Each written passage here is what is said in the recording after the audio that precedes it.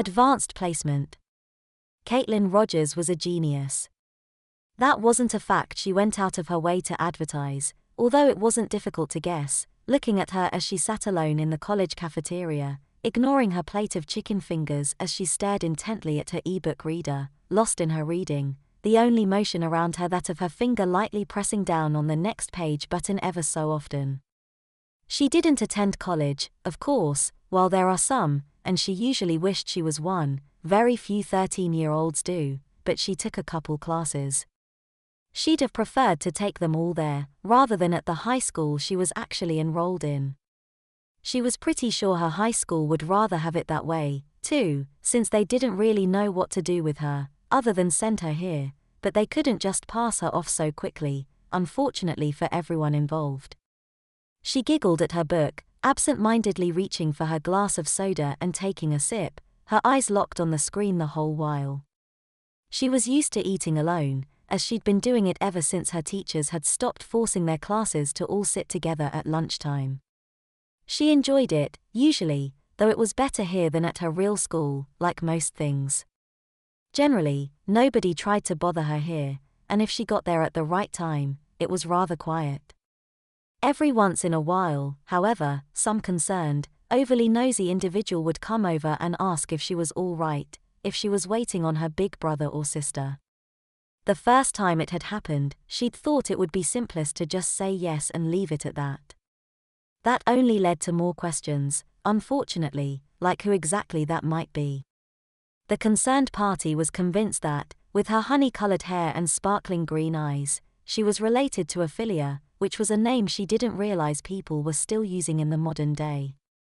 She'd been curious to meet someone named that, but the mysterious girl didn't show up before Kat's helper had to leave. Now she just told people no when they asked, and hoped they didn't require more of an explanation. And that was just what she was preparing to do as she felt the shadow of someone fall over her that day. She ignored it for the first few seconds, hoping they'd decide against pestering her and just walk away, then sighed and turned around when it was clear that wasn't happening.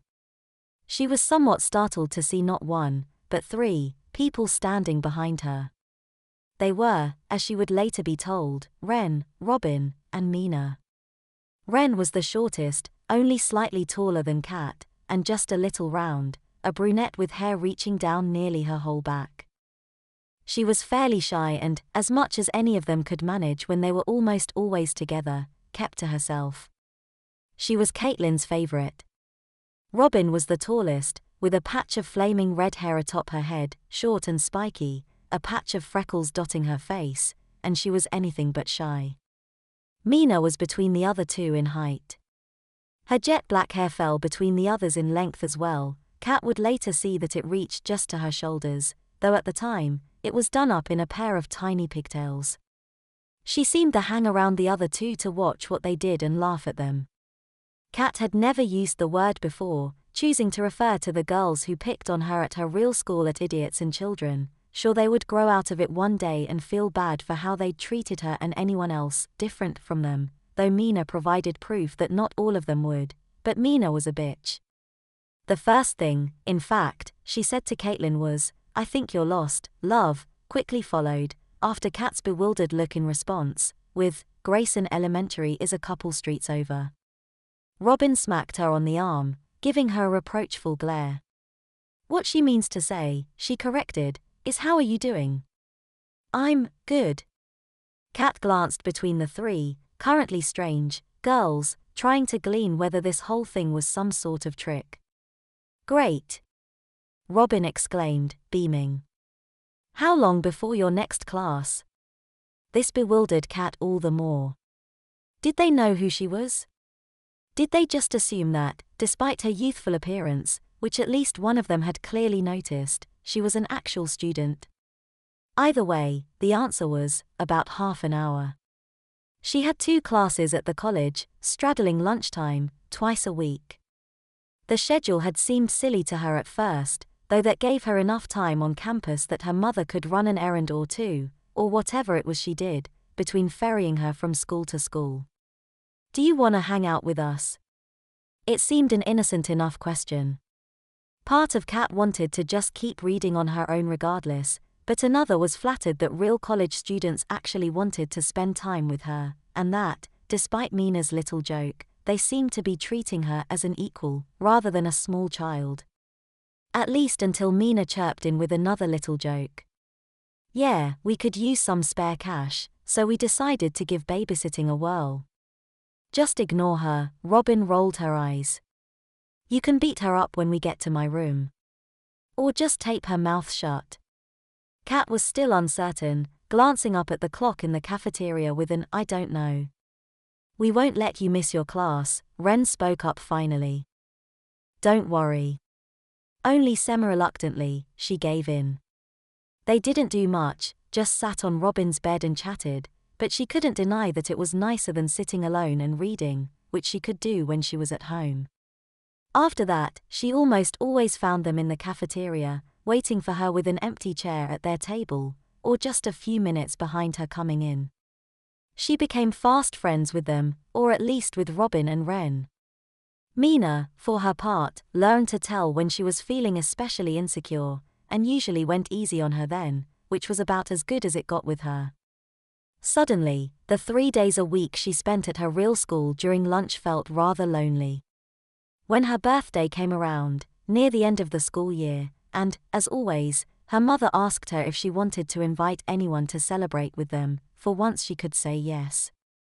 She was a little reluctant to ask them. There was a difference between simply hanging out during lunch, since they were already there anyway, and asking them to go out of their way to come to her house, when she was sure they had better things to do than go to some kid's birthday dinner. It wasn't even a party, really, though her parents insisted on calling it that, even when it was just them and her. Well, we'll see, came the answer from Robin, glancing at the other two nervously. You don't have to. Kat had quickly told them, not wanting them to feel obligated, though she really would have liked it. Even expecting it, she couldn't deny it had hurt a little that they hadn't immediately said yes. It's just that we have finals coming up soon, you know. Robin sounded strangely uncertain. Kat was starting to resign herself to spending another birthday alone, and hoping she hadn't spooked them off entirely. Maybe they didn't see her as the kind of friend they did that sort of thing with. Yeah, some of us have more than 2 classes to study for, Mina butted in. I know, Caitlyn said quietly. I'm sorry, I didn't mean. Of course we'll be there. Kat glanced over at Ren, still slightly surprised to hear her say anything, much less something so assertive. Ren was perched at the edge of Robin's desk chair, glaring at the other two. It won't kill us to take a night off. You're right, Robin conceded, turning to Kat. She's right. We'll be there. She smiled a little as Kat beamed, unable to hide her pleasure. Hey, could we get your mom's phone number so we can get directions to your house? Now that they'd accepted, she had a whole new batch on anxieties bubbling in her. Would they think her house, or her parents, were lame? She had no control over those things of course, but would they want to see her room, since she'd spent so much time in theirs? Would they think it was too kiddie? To try to avoid that, she started to hide her stuffed animals, taking down some of her older posters. Would her parents like them? She didn't know that she wanted them to like her friends too much, really, but enough that they didn't forbid her from hanging out with them. She started to regret inviting Mina, but how would she have asked the other two without her? It turned out she needn't have worried. She had been waiting in her room when they arrived, so her mother beat her to the door. She stopped her rush towards the door for a moment, suddenly shy about having to walk in and immediately introduce everyone, unsure whether she should call her mother Mom or Mother, not wanting to sound like she was trying too hard to sound mature, but not wanting to sound too immature either. Down the hall and around the corner, she heard, "Oh, hello, girls. So good to see you again." That gave her another pause, but she pretended she hadn't heard it, walking in and acting normally, though one of Mina's offhand jokes from that first day they'd met was haunting her. Had they really just been babysitting her all along? She couldn't really imagine her parents choosing them, of all people, but that would be what made them such a good choice. She couldn't help but wonder about that as they ate dinner. It was a nice change of pace from worrying how well her friends and her parents would get along, as she'd been expecting to do. And it would explain a lot, really, such as why they would have ever bothered to talk to her in the first place. She started to think about ways to find out for sure, and what she would do if it was true. She was broken out of her thoughts a few minutes after dinner, first by the presentation of her cake and the blowing out of the candles, and then by her mother clearing her throat and giving Robin a meaningful look. Robin spoke up, strangely shy for her. We have a present for you." Kat had already opened her presents that day, not wanting the girls to see, as she was unsure if she could trust her parents not to give her something silly and childish in front of them. She hadn't even thought about them giving her anything. She gave the customary, "You didn't have to do that," though she had to admit she was rather curious. No, it's our pleasure," Robin replied, completing the ritual. "Well, we can't really give it to you, 'cause it's not that kind of a present, but well, we're taking a road trip the week after classes end to go look at grad schools, and we wanted you to come with us." Kat looked up in surprise, her eyes darting from the girls, somewhat bashfully smiling at her, to her parents. "It's fine with us," her mother told her. "We've been talking about it for a week now, and I think it's a sweet idea." Kat quickly thought back, and it had been just a little over a week since she'd given out her mother's phone number. She had thought it a little strange that they hadn't just asked for her address so they could MapQuest it. Kat breezed through her finals, as did the other girls. She didn't see them as much, but whenever she did, she was searching for a crack in their armor, some sign that they were just pretending, that they didn't really want to take her along. But if they were at all reluctant, they hid it well, mixing complaints about what their teachers had put on their tests despite claiming they weren't going to, with telling Kat how much fun they were going to be having in just a few days, and how glad they had managed to talk her parents into it. They'd met her parents for coffee, they said, and had to all but submit to a background check before they finally agreed. It was all Ren, Robin claimed, and Kat didn't doubt it, not least of all because Robin would surely have taken credit for it if it had been her, and Mina would never have done anything to convince them she was capable of looking after anyone. Ren just shrugged, not feeling the need to elaborate. Kat had already started packing by then. Despite her worries that this had all been set up, she couldn't deny that she was excited about it. She managed to beg a couple new outfits out of her parents for the trip, getting what she thought looked like a very sophisticated skit and suit coat combination for the official part of their visits to the schools, even though she knew they wouldn't really be looking at her just yet.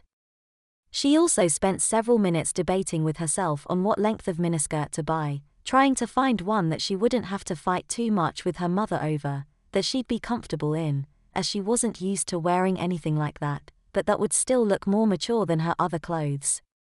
Her mother didn't even question the one she settled on, making her worry she'd gone too conservative with her choice, but it would have been too suspicious to suddenly change her mind just because she'd gotten no other response at showing it off that, "Okay, sweetie." It wasn't like she had anything to show off yet anyway, though now that she was a real teenager, past that preliminary year, she was sure that would come along soon enough.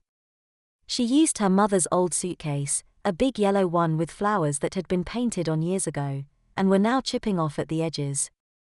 She was glad she'd gotten her e-book reader for Christmas the year before, or else she'd have needed a second bag just for books.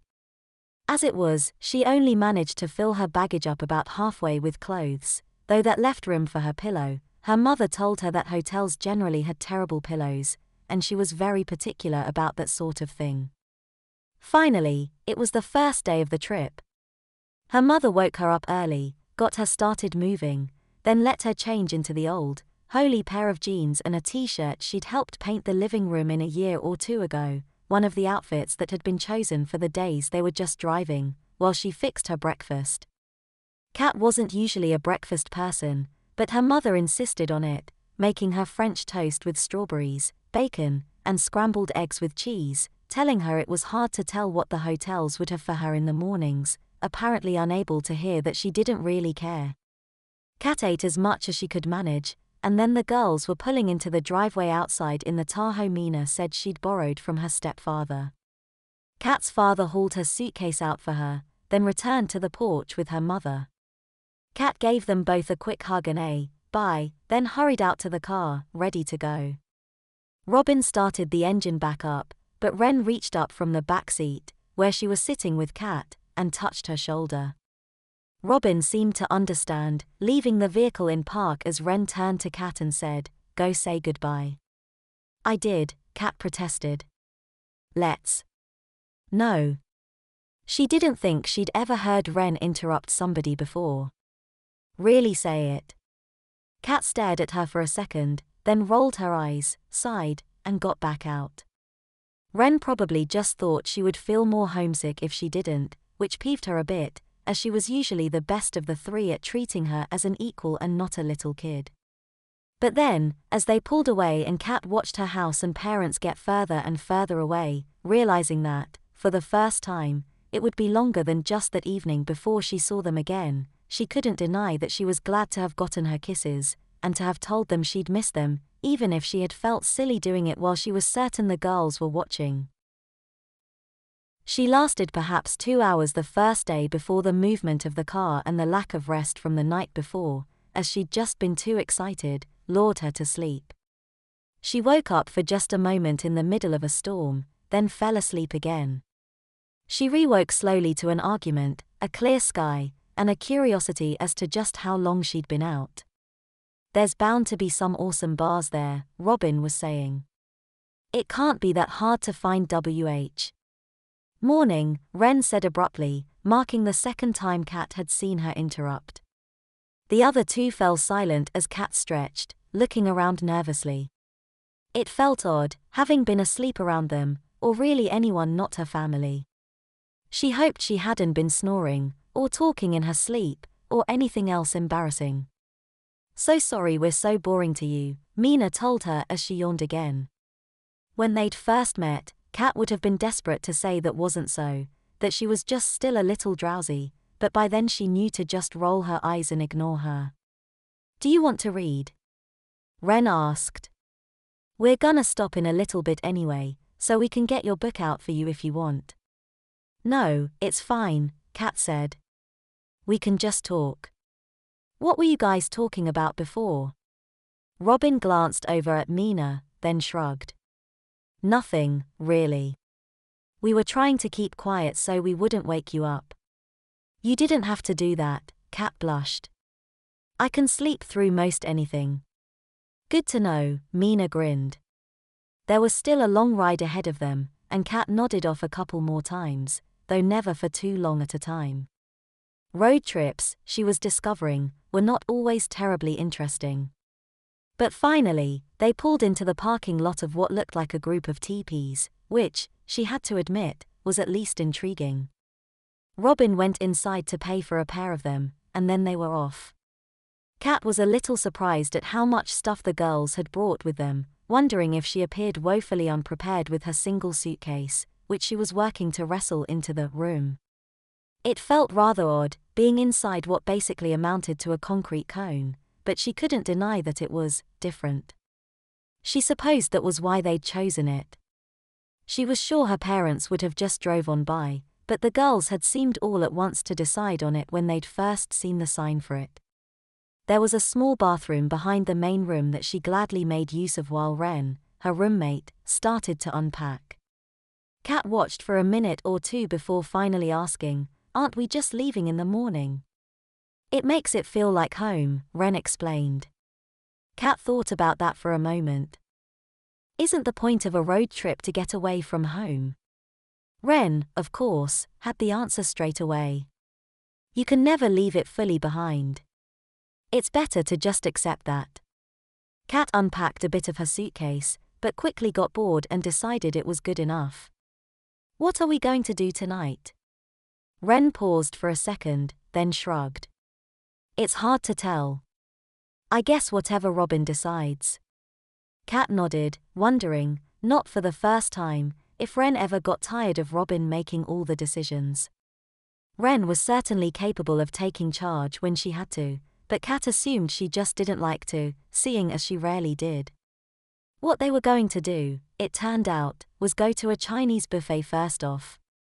They'd driven through a McDonald's for lunch what felt like ages before, and Kat had eaten only a chicken sandwich, so she was feeling quite hungry. It felt a lot like being back at college, and she was having the good time she'd expected the whole trip to be like. She should have expected the driving part to be lame, she had to concede. It was what happened after that made it worth it, clearly. What now? Mina asked the inevitable once their bellies were all full.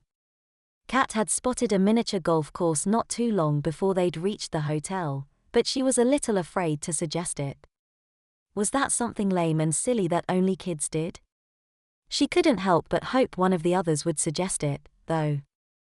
Instead, Robin said, "I was talking to the receptionist, and there's a semi-decent club not too far from here." It was clear from her tone that this was not a suggestion. Kat squirmed in her seat, wondering if, perhaps, Robin had forgotten about her. She didn't want to spoil the others' fun, but she wasn't sure what else to do, so she spoke up quietly with, I don't know that they'd let me into a club." Of course they wouldn't. Ren shot Robin a look, which was met and countered. "We could always go later," she suggested. "We can't go too late," Robin replied. "We need to get moving in the morning, don't we?" "I can go back to the hotel," Kat offered, happy to be able to provide such a simple solution, even if it wasn't one she wanted them to take. "Yeah, it's probably just about your bedtime anyway," Mina said. To her dismay, neither of the other girls said anything to contradict her, or even tried to change her mind. "You have our cell numbers if you need us," Ren said before they drove off, leaving her alone. She sat down on her bed with a sigh, holding out the remote control and flipping on the television. There weren't many shows she really liked, and, of course, none of them were on. She tried to read for a little while, but couldn't concentrate. Finally, she got back up from the bed and walked outside of her teepee. It was just starting to turn into nighttime, the air still warm, but starting to hint that it would be cooling down in an hour or two. She sighed and stared up into the sky, watching the first few stars twinkle. Another sort of twinkling caught her attention from the corner of her eye, and she turned to see fireflies dancing in the field behind the hotel. She giggled a little as she watched them, halfway tempted to go chase them, before reminding herself that she was on a road trip with a bunch of college students. She was way beyond doing something so silly. Instead, she went back inside and tried to watch the television again. Within an hour, she was asleep. She woke up still exhausted, her head aching, her mouth dry and her stomach empty and growling. She groaned, sure that she'd gotten sick on the first day of the trip, which was just going to make them regret bringing her along even more. As she sat up, however, she had something new to groan at, some strange, unfamiliar feeling around her waist. Confused, she pulled her covers away from herself, trying to remember when she'd covered up in the first place.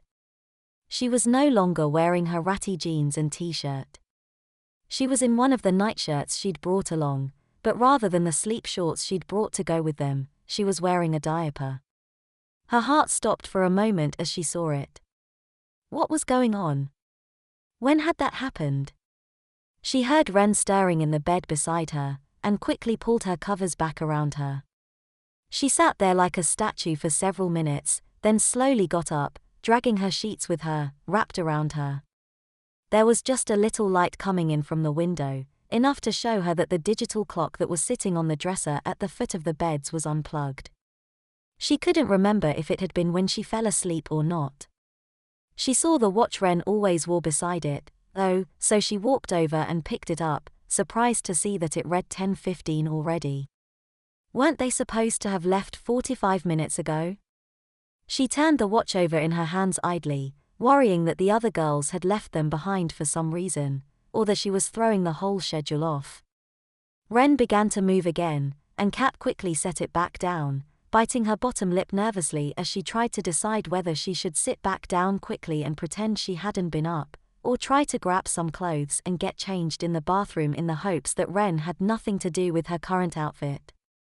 She went with the former, diving back into bed and attempting to throw her covers out over her in a somewhat even manner. "You up?" Ren asked sleepily a few seconds later. Cat yawned. "Uh-huh." Ren nodded, started to get up with a stretch. "Oh. Long night.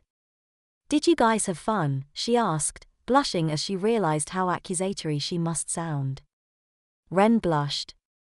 "I'm sorry about that, Cat, it's just." Cat shook her head. "No, it's fine. I know you guys don't want to spend every minute with me." Ren gave her a sympathetic look, walking over to her and putting her hand on Cat's knee, where it was sticking out from beneath the covers. Cat quickly withdrew her leg, now her turn to blush. Just then, Robin and Mina came bursting into the teepee, fully dressed. "What are you two doing in here?" Robin asked. Mina, on the other hand, was making a beeline for Cat. "You checked her yet?" she asked Ren, almost gleefully. Before Cat could let out even a squeak of protest, Mina had ripped her blankets away, revealing her diaper in its full glory, to the surprise of apparently nobody. "Wow, she actually looks dry."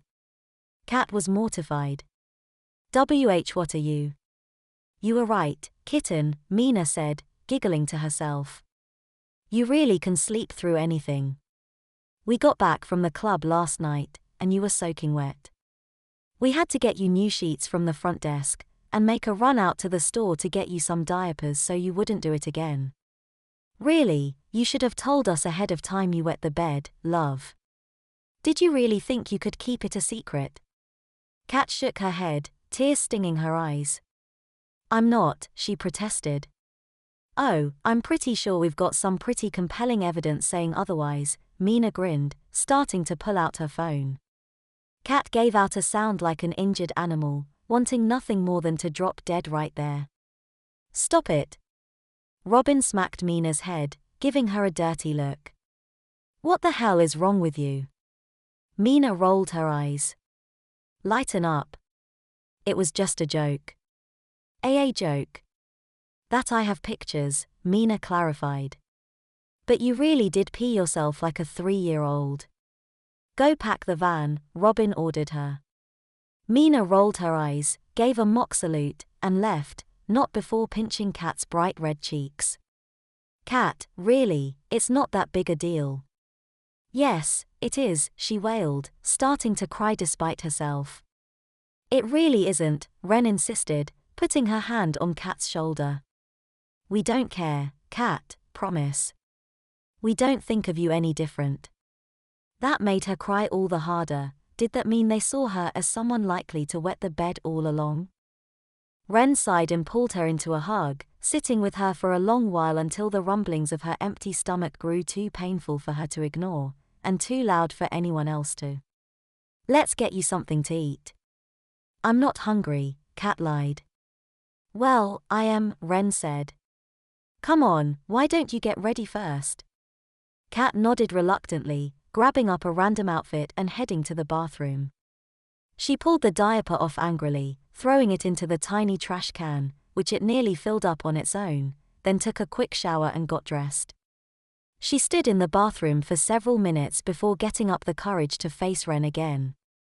She saw Ren's suitcase sitting on her bed, neatly packed, and began to do the same with hers, throwing the few clothes she'd unpacked over the package of diapers that was now in there, until Ren came back out and they headed to the main teepee.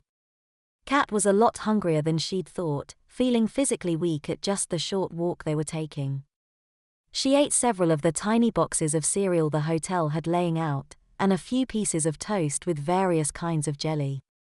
Robin and Mina were busy talking about the route they were going to take, but Ren stayed silent with Cat, who was far too humiliated to even think of opening her mouth to do anything other than shove food into it.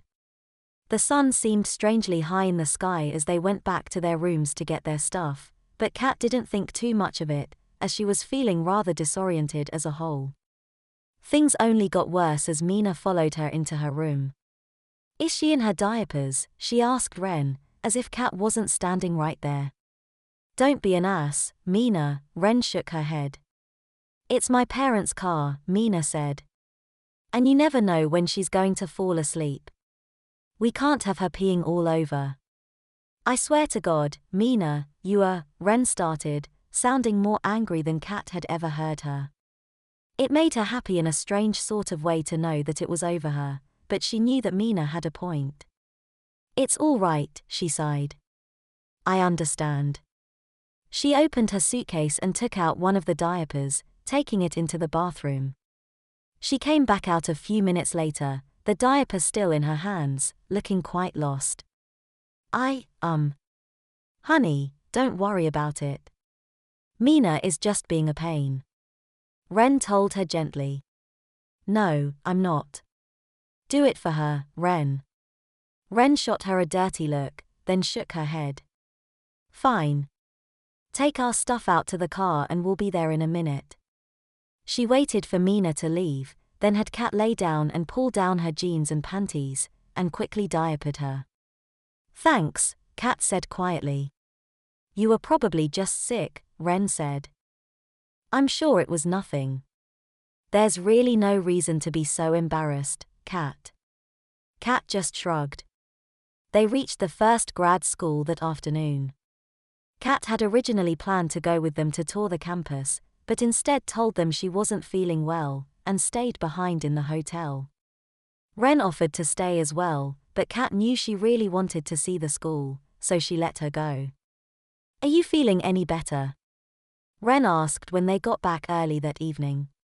We're going to get some dinner, and then there's this neat old theatre near here, and I called my dad, she said. He's going to be on his way tomorrow morning.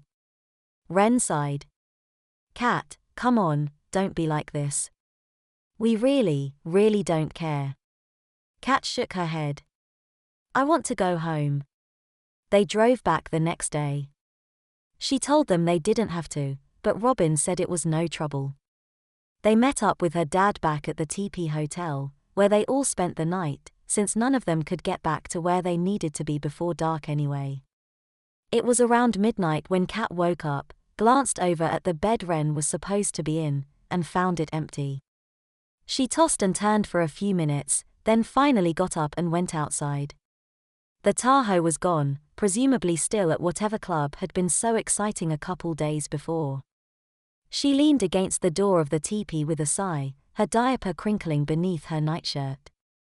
Ren hadn't put her in it, of course. She told Kat over and over that she knew it was just a one-time thing, and that she didn't need them.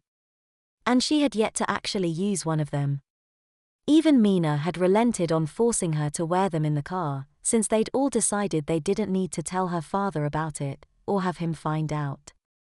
They'd left the package of diapers in the trash can of the last hotel. Kat, however, had retrieved it, stuffing it into her suitcase beneath all her clothes. She hadn't unpacked at all that night, and been careful as she pulled out her nightclothes and pillow, making sure to keep the suitcase closed afterwards. She felt so stupid. This whole thing had been a stupid idea, she knew. She wasn't sure what she'd been trying to accomplish, exactly, or what she'd expected. But she should have known better than to try to spring all of this on her friends. She'd loved the idea of diapers for a long time, as long as she could remember. She always known it was strange, though, and knew she couldn't tell anybody. And then these three came along, people she could finally think of as her friends. If anyone would understand, they would, surely. But instead of just telling them, she had to try to trick them. And then the trick had worked too well. They were just so understanding, so kind, well, except for Mina, of course, and she knew she could never tell them it hadn't been real. But she couldn't keep pretending that it was real, either. I'm a terrible person, she told herself. Not only had she peed on the hotel's sheets and mattress, she'd made her friends clean her up, though she hadn't intended to be asleep for all of that, for them to notice what had happened right away like that, and immediately fix it for her. She'd even made Ren, the person she thought of as her closest friend, diaper her. She didn't know how to do it herself, true enough, as she hadn't actually worn before, but still. She could tell Ren had felt so bad about it, and there was no way she could tell her not to worry, that she liked it. Or she should have. She should have loved getting to wear diapers, and getting to wear them around her friends, and with their knowledge. That was what you were supposed to do with things you liked, wasn't it? Share them with your friends. She felt so confused. She knew she'd done something wrong, but she wasn't sure what. Was it the act of wanting to like the diapers in the first place? She knew she shouldn't, of course. She wasn't a little kid anymore, and she knew she shouldn't act like it. She even tried not to, but it just wouldn't work. After the next morning, she'd never talk to the girls again. They'd call her cell, but she wouldn't answer. She told her teachers and her parents that the college classes had been too much for her still, so she could take a year off from them, giving the girls time to graduate. She was soon in college herself, of course, and eventually found new friends, though she never dared to tell any of them about her interest. She threw the diapers away in the dumpster behind the main teepee that night, after changing back into her regular panties. They wouldn't be the last diapers she ever got, though they were the last for a while, and the last she didn't pay for herself. But before she did that, out in the dark in her nightshirt and diaper, she looked over at the field, and saw the fireflies, still dancing. She paused for a moment, and then she ran off after them, giggling. For a few minutes, it didn't matter if she was a kid trying to grow up too quickly, or someone too grown up, trying to ignore her responsibilities for a little while. If she had discovered how to capture that feeling like one of the fireflies she cupped gently between her hands, it would have been the most important lesson she could have learned, but, genius or not, that was something that would take her much longer to master.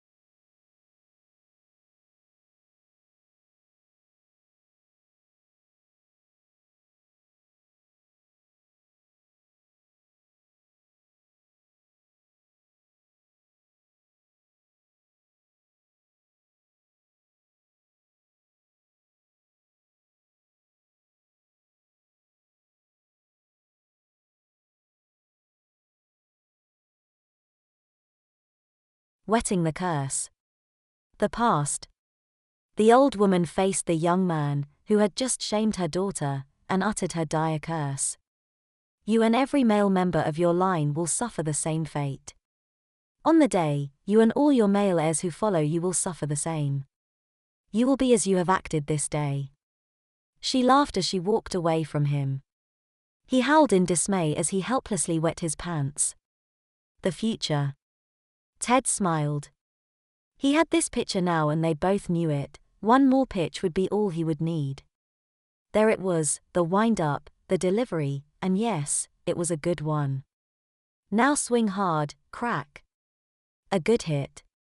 Now dig hard, run fast for first base. Just focus on getting to first base. Run like hell. The first base coach is waving me on. Keep going around first and head for second. Dig harder. Run faster now. Glance outfield, look for the ball. It looks like it's going, keep going around second, head for third, don't stop. Getting waved on for home, smile, but run harder and faster, head for home. The ball is coming in. It's going to be close, very close, slide in, safe. A home run. Brought in 2 runners, we have a great lead. All we have to do now is play smart, and we have it made. One more inning and this game is over and we are ahead by 3. 9th inning is a pitching duel, 3 up and 3 down. We win. Ted was happy he brought home the winning run and put his team tied for first place. Finally he felt all that extra training and hard work were paying off. Baseball didn't come easy to Ted. He loved the game, but he had to really work hard at it. He ran 3 miles every day and worked out in the school weight room every lunch, all for this moment. Last year Ted didn't make the team, he was just too slow, and he didn't have the strength to hit a good ball. This only made Ted work even harder to reach his dream of playing baseball. All his running and working out had paid off in other ways, too. He was in better shape than he had ever been in, he had put on muscle and there was not an ounce of fat on him. At 14 and only 1 day short of his 15th birthday, he was in tip-top shape and on top of his game. Ted was looking forward to his 15th birthday. His 2 best friends in the whole world, Todd and Taylor, were coming over for a sleepover, and he knew they would have a good time. They had lots planned for the night but were always updating their plans as new ideas crossed their minds. The 3 boys had known each other since they were toddlers and had been friends ever since. They had even been given a nickname when they were younger because they were always getting into little boy mischief together. They were commonly known as the 3 T's, to their parents it was the terrible T's sometimes, too. After the game Ted met up with Todd and Taylor for some post-game celebrating. Both Todd and Taylor were happy for Ted making the team this year. They both helped him as much as they could. They both ran with him every day and worked out in the gym with him too. And they had both spent hours playing ball with Ted to get him ready for the team. Tonight Ted had double reason to celebrate. He had made the team with the help of his best friends, he had brought in the winning run, and tomorrow was his 15th birthday. Life just didn't get much better. Ted's mom picked the 3 boys up after the game and took them out for pizza and pop, then dropped them off for a movie. While waiting for their movie to start, the boys were playing video games when Todd spotted Amanda. Now, Ted had a huge crush on Amanda, and every time he tried to talk to her he got all nervous and tongue-tied so that nothing would come out of his mouth. Ted was in love with Amanda, but he made a fool of himself every time he tried to speak to her. Todd and Taylor knew this and basically had a lot of fun with it, at Ted's expense of course, so when Todd spotted Amanda and her friends, he motioned to Taylor, who then also noticed Amanda and got a big smile on his face. The plan was a simple one: get Ted to try and talk to Amanda and then just stand back and enjoy the show. Deployment went flawlessly. Todd distracted Ted and Taylor suggested they get their pop and popcorn for the movie, and then they led Ted towards the concession stand and of course just happened to bump into Amanda and her friends. When Ted saw her his mouth went dry, his palms got sweaty and his stomach was instantly in knots. His mind went blank to everything except her beauty. And that made him blush so red he was practically glowing. All he could get out of his mouth was a stammered, hi, a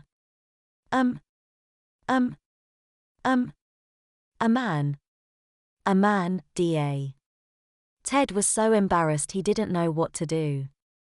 Amanda smiled at Ted and said, "Hi Ted, see you tomorrow at school," then went with her friends to watch the movie they were there to see. Ted watched Amanda walk away with a puppy dog in love look on his face. She was so beautiful and he loved her so much, but if he could just talk to her. As soon as Amanda was out of sight, Ted regained his composure and turned on Todd and Taylor, and said, "Hey guys, that's not funny." Todd and Taylor, however, thought it was hilarious and were killing themselves laughing. Ted just sighed and said, "Come on, let's get our stuff." After the movie the boys were discussing the next night's sleepover, deciding who was going to bring what and what movies they should watch, what games should be played and of course what to eat. They all agreed that this was going to be a killer sleepover, made even better because it was Ted's 15th birthday. When they got home all 3 boys went to bed very excited, thinking about tomorrow and of course tomorrow night. All that night Ted had strange dreams that were vague and in some was disturbing and in other ways comforting. He dreamt that his whole groin area was engulfed in a warm soft white cloud and it was raining and he was wet. When he woke up he couldn't quite remember the dreams, but they left him feeling confused, excited and scared for what today would bring. When Ted woke up he was a little disturbed by the lingering feelings from his dreams, but he just chalked it up to the anticipation of today, his birthday. Ted got up and dressed in his running gear and headed out to meet Todd and Taylor for their morning run. His birthday being no exception, Ted wanted to get in an extra mile today to make up for all the junk food he knew he would be eating later today. Todd was waiting for him at the park, but they had to wait about 10 minutes for Taylor, then after stretching they were off on their run. They usually ran through the park and then up to the elementary school, then around the ballpark and back to the park. That route was just over 3 miles. Today Ted led them on a slightly longer run. He explained it to them and neither had any objections. When they got back to the park, the boys said goodbye and agreed to meet in the usual place to walk to school together, Ted's house. When Ted got home, his mom was up and greeted him in the kitchen. She commented on him being a little late getting back from his run, so Ted told her about the longer route today and why. She smiled and said, "Okay, but hurry up and get showered and dressed, and don't be late for school." Ted sighed and jokingly said, "No slack, eh, not even on my birthday." His mom smiled and said, "Nope, and don't get ahead of yourself, young man. Officially, your birthday isn't until 10:33 a.m. That's when you were born." Ted just laughed and said, "I know, Mom, I know, and you say the same thing to me every year." Ted's mom kissed him again and said, "I will see you after work, now go get in the shower and don't be late for school. I will leave breakfast out on the table for you and the other 2 terrible teas. Oh, and by the way, I love you, and happy birthday." Ted said, "Thanks, Mom, and you have a great day, too," as he headed up to the shower to get ready for school. By the time Ted was finished showering and ready for school, Todd and Taylor were eating their breakfast in his kitchen. Ted grabbed a quick bite and the 3 headed off to school, all the while discussing the day, and more importantly, the sleepover. Once at school, Ted said he would see them at lunch and went to his first class. Ted's first class was boring, it was math. What a way to start the day, he sighed, not for the first time. Ted was a pretty good student, but he just wasn't all that excited about math. About halfway through class, he felt the need to go to the bathroom fairly strongly. Now he had even more of a reason to want this class to be over. When class was finally over, Ted headed straight for the bathroom to relieve himself, and he just made it to his second class on time. Ted's second class was almost worse in his opinion than math. The second period was English. He could already speak English and write English just fine, so what else was there for him to learn in this class? For Ted, this was the absolute most boring part of his day. Partway through his English class, Ted glanced at the clock and noticed that it was 10:30 a.m. Just 3 more minutes, he thought, 3 minutes and I will be 15 years old.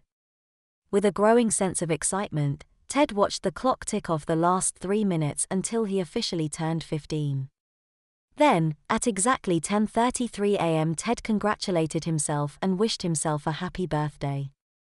Almost exactly 5 minutes later, Ted realized that he was wetting his pants, not a lot, but enough to leave a noticeable wet spot on his jeans.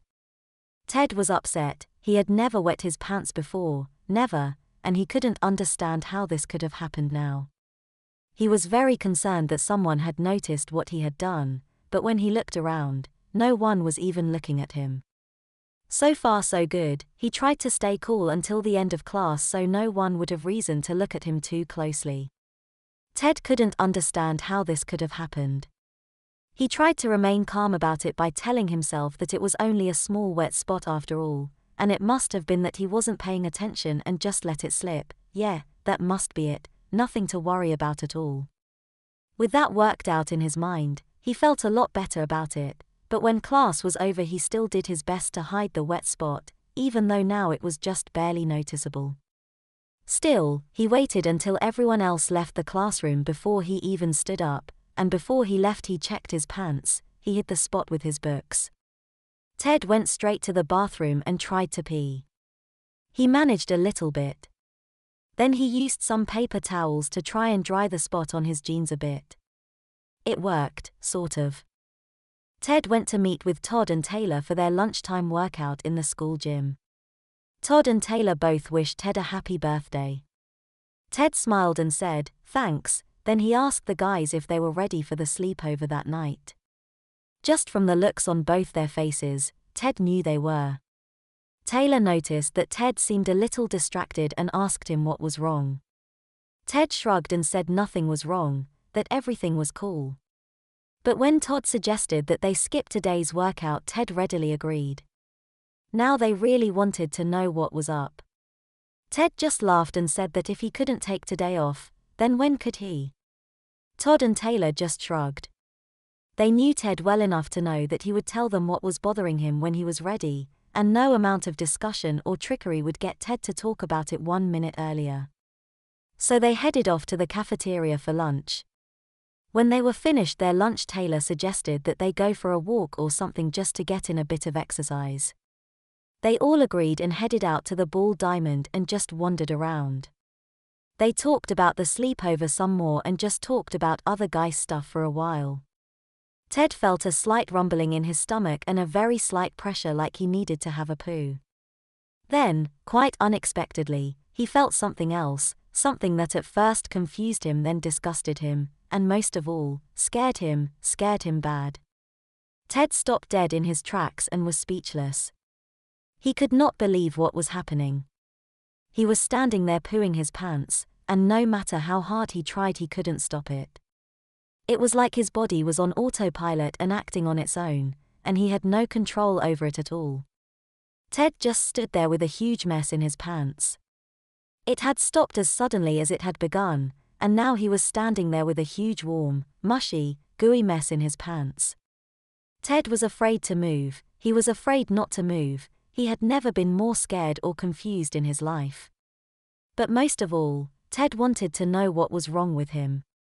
How could this suddenly happen to him?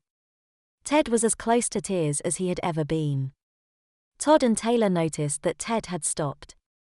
When they turned to ask why he had stopped, they both noticed that Ted was standing there funny and that he was extremely upset and that something was very, very wrong. Just as they were about to ask Ted what was wrong, Ted said, "Guys, I must be really sick or something," and then couldn't hold it back any longer. He started to cry a little when he said, "'Cause I just messed my pants bad." Then, with the most vulnerable, dejected look either of them had ever seen on Ted, he asked, "Please help me." Then he lost it altogether and started to really cry. Todd and Taylor looked at each other for a second and decided that the school doc would be their best bet for help for Ted, thinking that if Ted was sick, she would be able to take care of the situation. They each grabbed an arm and started to lead Ted to the doc's office. Luckily on the way there, they only saw a couple of people and they didn't know them, so far things were looking good. Just as they were within sight of the doc's office, Ted felt himself starting to wet himself again. He looked down, and sure enough, there was a dark wet spot forming on his jeans. Again, it had just happened and he couldn't stop it, no matter how hard he tried, it just kept coming. This time he soaked himself, even his shoes were soaked.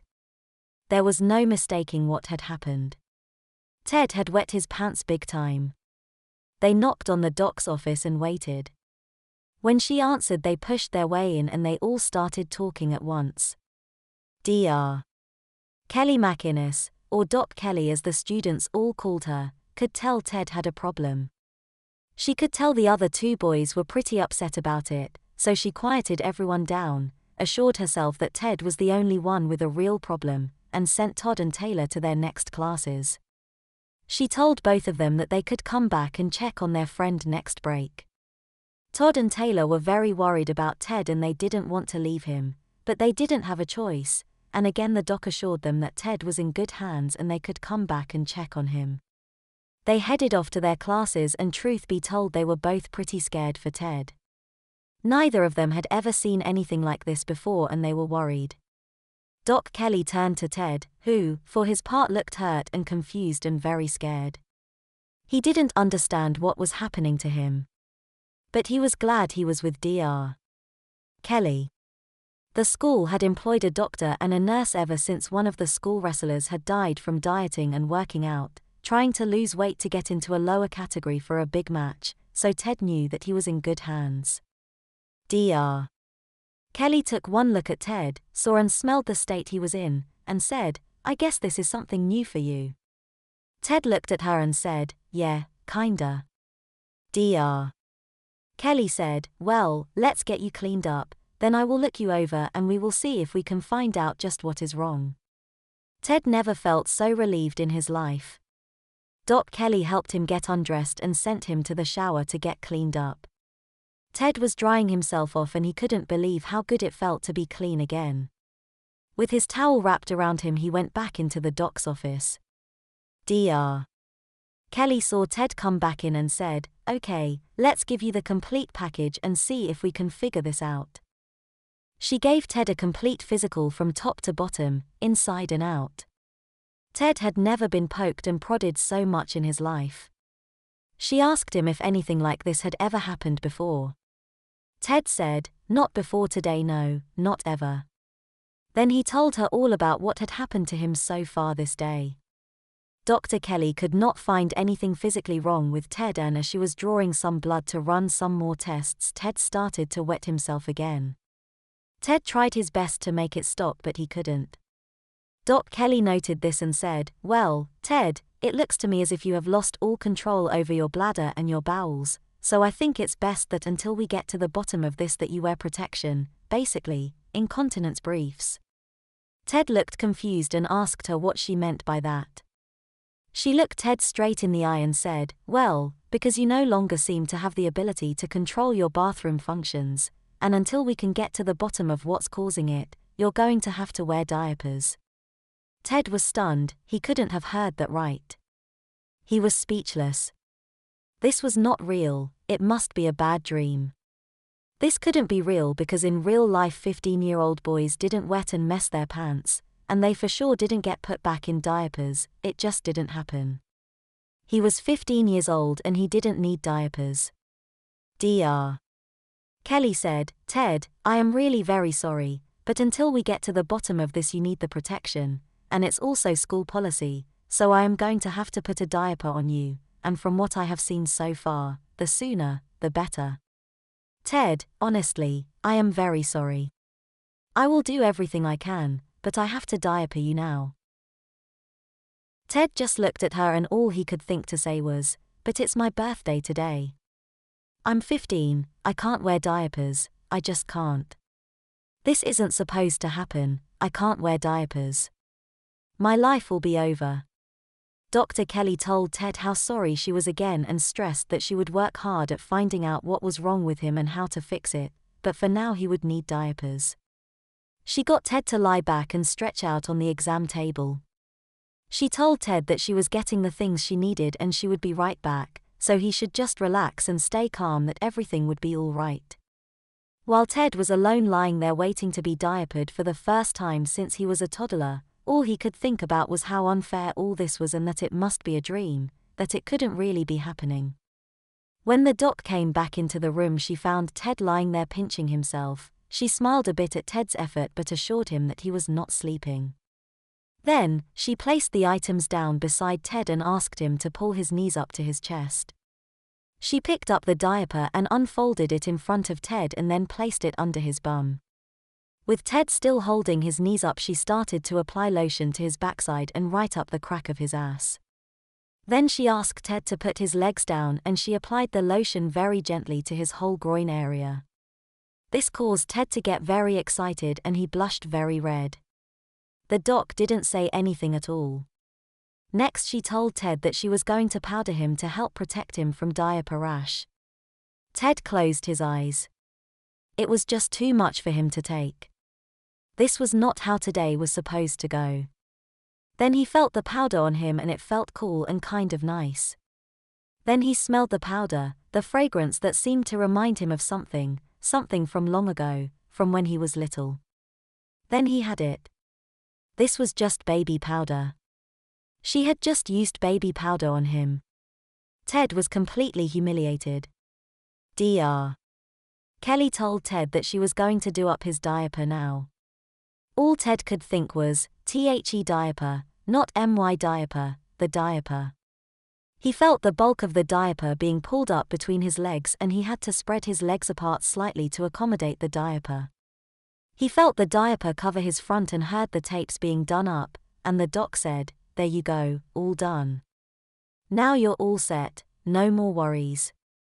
Yeah right, Ted thought, but he didn't say anything. Ted opened his eyes and sat up. He couldn't believe how thick this thing felt between his legs and how much noise it made. As he sat up, it was like a cannon going off. Then he looked at it. He was stunned. It was gleaming white, so gleaming he was sure it would light up his room at night. And it fit so snugly, it made so much noise every time he moved. He knew everyone would hear it as soon as walked anywhere near them. He knew his life was ruined. As Ted stood up, he caught sight of himself in the dock's full-length mirror. He was naked except for the diaper, and all he saw was a huge toddler. Ted stood there looking at himself, and he felt like crying again.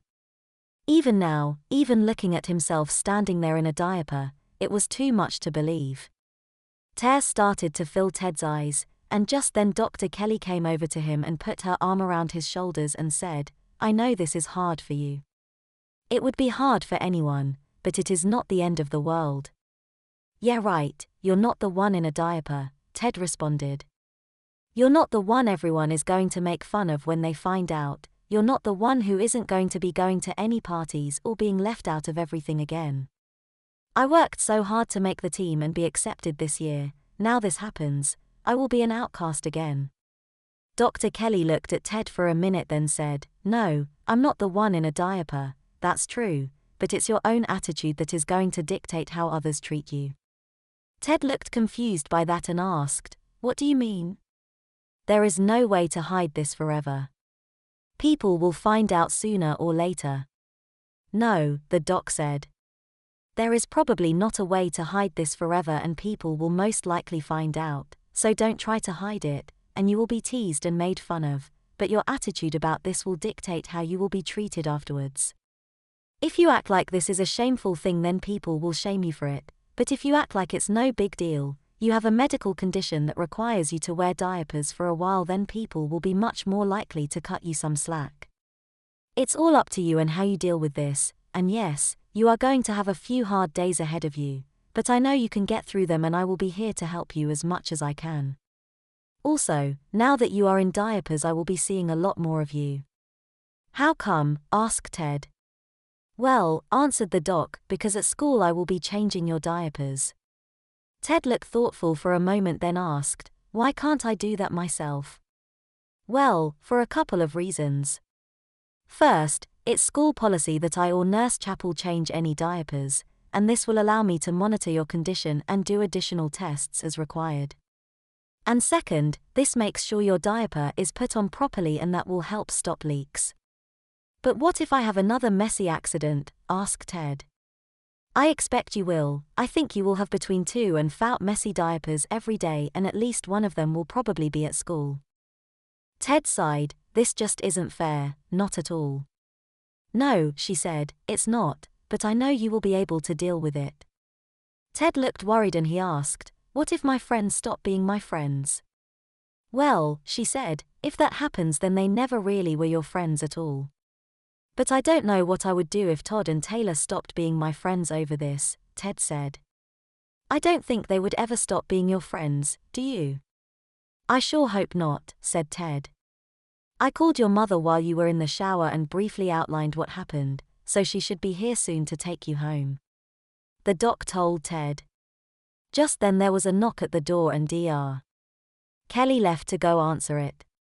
Ted looked at himself in the mirror again. This time he saw himself wearing a diaper, but he also saw a toddler there, too, and that thought didn't bother him so much now.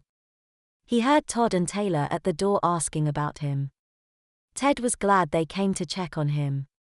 He decided that they might as well know everything right away, so he called out to the doc to please let them come in. He heard the doc say, "Well, go on in, he is back there." Ted was so nervous about how his 2 best friends would react to him standing there in a diaper that he didn't even notice that he was wetting himself again, but this time in his diaper.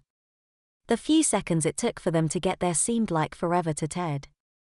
When they came in, the first thing they asked was if he was all right. The second thing Todd said was, "Bud, you pissed your diaper."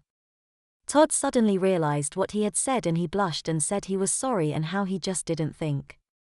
Ted blushed, too, and realized that Todd was right, and for some strange reason he started to laugh. It really wasn't all that funny, but Todd's reaction and the whole situation were just too much for Ted, and he couldn't help himself. and soon both Taylor and Todd were laughing with him. Ted felt so much better. The stress was gone and he knew he still had his two best friends. When Ted got himself under control, he said, "Thanks, guys." Then he asked if one of them could go to his gym locker and get him some clothes to wear, because his other clothes were not fit to be worn. Todd said, "I'll go get them, but you still won't have any pants to wear, 'cause all you got in your locker is your spandex workout shorts and those would be no good for over a diaper." "Yeah, I know," said Ted, "but at least I will have a shirt and some socks and shoes, and then when my mom gets here, hopefully, she will have a pair of pants for me." Todd said, "Okay, I'll be right back." Taylor looked at Ted when Todd left and asked Ted, "So, how does it feel?" Ted replied, "Kind of weird, actually. I never thought I would be back in diapers. I am not sure I can really do this."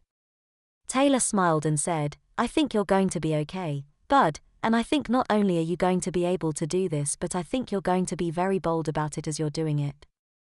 Ted looked at Taylor for a second and asked, "What do you mean by that?" "Well," Taylor replied, "when you set your mind to something you do it all the way, and I can't see a little thing like wearing diapers again hold you back. I bet you're going to be as much of an exhibitionist about wearing diapers as you are about wearing spandex running tights and spandex workout shorts." Ted blushed slightly and said, "Well, neither one of you complained very much about the spandex." Taylor also blushed, grinned and said, "But neither of us would have done it first. That was all you didn't let anyone stand in your way and nothing anyone said mattered to you at all, and now no one even comments about us wearing spandex anymore. That's what I admire about you, Ted. You do what has to be done, what you want to do, regardless of what others think, say, or do in return. You set your sights on something and you just go for it." Ted didn't know what to say to that, so he just stayed silent. Taylor said, "You still haven't answered my question, though. How does it feel to wear a wet diaper?" Ted was a bit shocked at the question and he blushed and said, "Well, it's really pretty gross." Taylor said, "No, I bet it feels pretty good, 'cause my little cousin who's 12, he wears diapers to bed every night, 'cause he still wets his bed, and he says wet diapers feel really cool and he loves wearing wet diapers. Sometimes he wets his diaper on purpose just so he can have a wet one on, so tell me, really, how does it feel?" Ted just stared at him and said, "I didn't know Mark wore diapers. How long has he been wearing them?" "Well," said Taylor, "he doesn't want a lot of people knowing he wears diapers if he can help it, but he has wet his bed all his life, so he has been in night diapers all his life. So tell me, how does it feel?" Ted looked at his diaper and said, "Well, it's warm, and wet, and kind of squishy, and it's really snug." Taylor said, "That doesn't sound very bad at all." Ted looked at him and said, "Well, I guess it's not really all that bad. At least I know I can count on you guys to back me up, so I know I won't have to face this alone." Ted didn't understand why talking about how his diaper felt was making him so hard so fast. He couldn't understand how wearing diapers could have so much of an impact on him so quickly, but there it was, he was rock hard in his diaper, and just from talking about how it feels. He decided that this was something he would have to work out later in private. Just then there was a knock at the door and the doc let Todd back in. Todd came back in with the clothes for Ted, and Ted asked the doc to please change him 'cause he had wet his diaper. Dr. Kelly looked at Ted and said, "Yes, you have wet again, haven't you? Okay, hop up on the table and I will take care of it for you, but this time I am going to have to put a much thicker diaper on you." "How come and how much thicker?" Ted asked. Dr. Kelly said, "Because I used the last thinner one I had on you already and this next one will be about 4 times thicker than the one you have on now." As Ted was getting up on the table, Dr. Kelly told Todd and Taylor to wait out in the front office, but Ted said it was okay, they could stay if they wanted to. Both Todd and Taylor decided to stay. They wanted to see Ted get his diaper changed. Neither wanted to admit it to even themselves, but they were both interested and more than a little excited by all this diaper stuff. Neither of them understood it, but they were still interested. While the doc was taking Ted's wet diaper off, he asked her why she had diapers in her office anyway. She told him that he was not the only boy in school who wore diapers. Ted was amazed and wanted to know how many others and who they were. Doc explained that she couldn't tell Ted who the others were, but she did tell him that there were 7 other boys that came in for regular diaper changes on a daily basis, for various reasons. She said that one boy who comes in just wears diapers for fun. Ted was astounded. He had never considered that people who didn't need diapers might want to wear them for enjoyment. In the back of his mind, Ted was starting to form a plan. It wasn't much of a plan yet, but he would work on it. Todd was shocked. The idea that you could wear diapers just for fun was an eye-opener. Now all he had to do was figure out how to get into diapers without everyone thinking he was a total freak. Ted at least had a reason. He would have to work on it. Taylor wasn't all that surprised his cousin had to wear diapers to bed and often wore them more just cause he liked them. The doc was just finishing putting the lotion on Ted's backside and she had him set his legs back down so she could finish the job. As Ted sat his legs down, he could tell this diaper was much thicker than the last one. He could feel the extra padding on his bum. As the doc was putting lotion on Ted's front, he got very excited. This embarrassed Ted, but the doc didn't say anything about it, so neither did Ted. When Dr. Kelly finished taping the new diaper on Ted, he noticed how much thicker this diaper really was. Wow, he thought, the last diaper was non-existent compared to this one. Ted wasn't even sure he could walk in this diaper. It was so thick that he couldn't even get his legs together properly, but he had to admit that it felt pretty good. Then a strange thought crossed his mind. He wasn't so sure that he wanted to go back to that thinner diaper. He also noticed that this new diaper came up a lot higher on him. This one covered his belly button and was just as high in the back. Dr. Kelly helped Ted sit up and said, "There you go, all done. How does that feel?" "This diaper is really thick and high," said Ted, "but I guess it's okay. I am not sure that I will be able to walk with this on, though." The doc just smiled and said, "You'll figure it out, I'm sure." As Doc Kelly was walking back to her office, Ted said, "Doc, thanks for all your help and everything today." And he waddled over to her and gave her a hug. He said, "Today would have been real different if you had not been here to help me. Thanks again for everything." She hugged him back and said, "You're very welcome. You're a special boy and it is a real pleasure to help you." "Doc," Ted said, "all those other boys, the ones you look after, well, please tell them about me and tell them I want to start a diaper support club. Ask them if they are interested and ask them to come and meet me, please." The doc looked at Ted and said, "You are a rare person. I will tell them, and you make sure that you let me know when and where the first meeting will be, because I will be happy to be the faculty advisor." Ted said, "That's cool. Thanks, Doc." After the doc left them, Ted put on the t-shirt that Todd brought for him, which covered just the top inch or so of his diaper. Then he looked at the socks Todd brought and noticed that they were the long knee-length athletic socks he kept in his locker for a spare. He looked at Todd and said, "What did you bring these for?" "They are gonna make me look stupid." Todd looked hurt and said, "They were the only ones I could find, I'm sorry." Ted said he was sorry and thanked Todd for helping him. Ted tried to put his socks on and realized that he was having some trouble. His diaper was so thick and so high that he couldn't bend right. Taylor and Todd saw the trouble he was having and they both started to laugh. Ted looked at them and said, "Hey, it's not that funny, you know, I can't bend right with this diaper on to get my socks and shoes on." Taylor said, "Yeah, I know, we can see that, but it's still plenty funny." Todd said, "Here, let me do that for you." And he took Ted's socks and put them on him, and he pulled them all the way up to his knees. Ted complained that this was not how he wore his socks and he knew it. Todd said, jokingly, "If I have to dress you, then you will just have to wear the clothes as they are put on you." Ted just shrugged and said, "Okay, fine." Todd then put Ted's shoes on for him, and except for a pair of pants, which Ted hoped his mom would bring, he was ready to go. The 3 boys just sat there talking while Ted waited for his mom. They all hoped the sleepover was still on, cause even though whatever was wrong with Ted that landed him back in diapers, he wasn't actually sick, he felt fine, and it was still his birthday. A few minutes later there was another knock at the door, and when the doc answered it, the boys heard Ted's mom. Ted's mom Sarah rushed over to see her son, and when she first caught sight of her son in his huge thick diaper, her breath caught in a gasp of surprise. She hugged Ted, then she asked if he was all right. When Ted indicated that he was, she asked him what he was doing wearing a diaper. Dr. Kelly interrupted them at that point and suggested that Sarah come with her to her office where they could talk, and she would fill Sarah in on all the details. Sarah gave Ted another hug and went with the doc. Ted was worried about how his mom would react to all of this. She tended to be overprotective at the best of times, and these were definitely not the best of times. The boys talked about normal everyday stuff for a few minutes, then they heard Ted's mom and the doc coming. Sarah came in and gave Ted another hug and told him how sorry she was that this had happened to him, and that she would do all she could to help him get through this. Ted hugged his mom back and told her it was okay, he was getting used to this whole thing, well, so far anyway.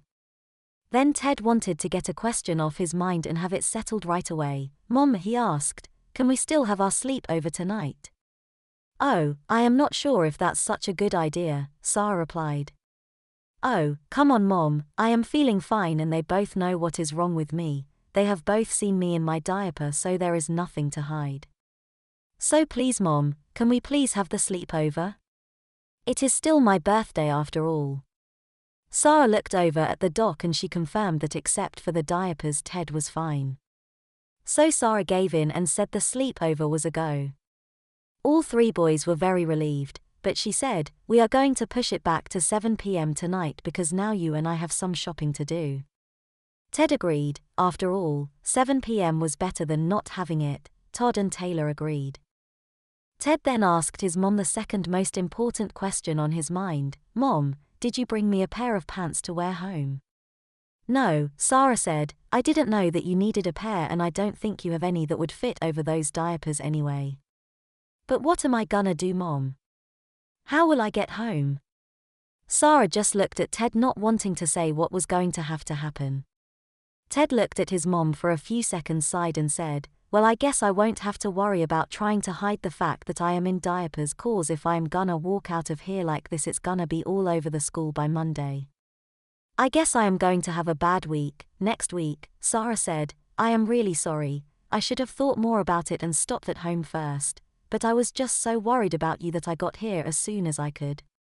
"It's okay, Mom, I think it will be better this way in the long run, at least I won't have the added stress of worrying about people finding out." Sarah hugged him again and Todd and Taylor said they would walk out with him, to make it easier. Ted said, "No, it's okay, guys, you have to get to your next class, you've already missed one because of me. This is something I have to do on my own. I will see you both at 7 tonight, okay?" They both said okay as long as he was sure. Ted said he was sure and they said okay, see you at 7, good luck, and they both left for their next classes. Ted looked at his mom and said, "I guess we might as well go, there is no sense in putting this off." Sarah said, "I'm so sorry honey, but I am very proud of you." And they started out. Ted was very nervous about this. He had been in diapers for less than 2 hours and now the whole world was going to find out he was back in diapers. He walked out into the hall with his mom and they headed towards the main entrance where his mom had parked. Ted had to waddle due to the thickness of his diaper. There were a bunch of students in the hall and silence and stares followed Ted, then came the whispering and the quiet comments about his diapered state. There must have been hundreds of kids heading for their next class that saw Ted. There was no doubt that everyone would know. Ted was never so humiliated in his life as he was walking down the hallway in his school, but in a strange sort of way he also found all this public display a huge turn on. Ted couldn't understand how he could feel this way about diapers so fast, but there was no denying it, he liked being in diapers.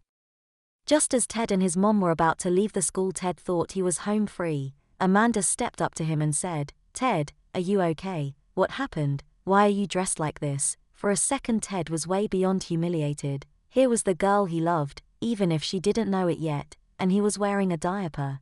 Then from somewhere deep inside himself he found the courage to talk. "I am not sure what happened, but I had an accident earlier and now I have to wear diapers until the doc can figure out what is wrong with me. I will be wearing them for a while." "Oh, I'm so sorry, Ted," she said. "I sure hope you get better soon." Then she hugged him and gave him a kiss on the cheek, and whispered in his ear, "But you sure are cute in your diapers. I can't wait to change you, and soon, I hope, real soon." That pushed Ted over the edge, already being overly excited just from being in diapers, add to that being out in front of everyone in just a diaper, and now getting kissed by Amanda, the girl of his dreams, and told she thinks he's cute in his diaper, and she wants to change him soon. It was too much for him. He exploded in his diaper, and he thought he might fall down or pass out. It was so strong, somehow, though he managed to keep it together. Amanda noticed and whispered to him again, "I see you like that idea. I am glad you do. I like it too, almost as much as you do. And please don't get all embarrassed and tongue-tied when you try to talk to me from now on. I think you're sweet, and in those diapers you're so cute." Ted blushed. He felt himself getting all flustered again.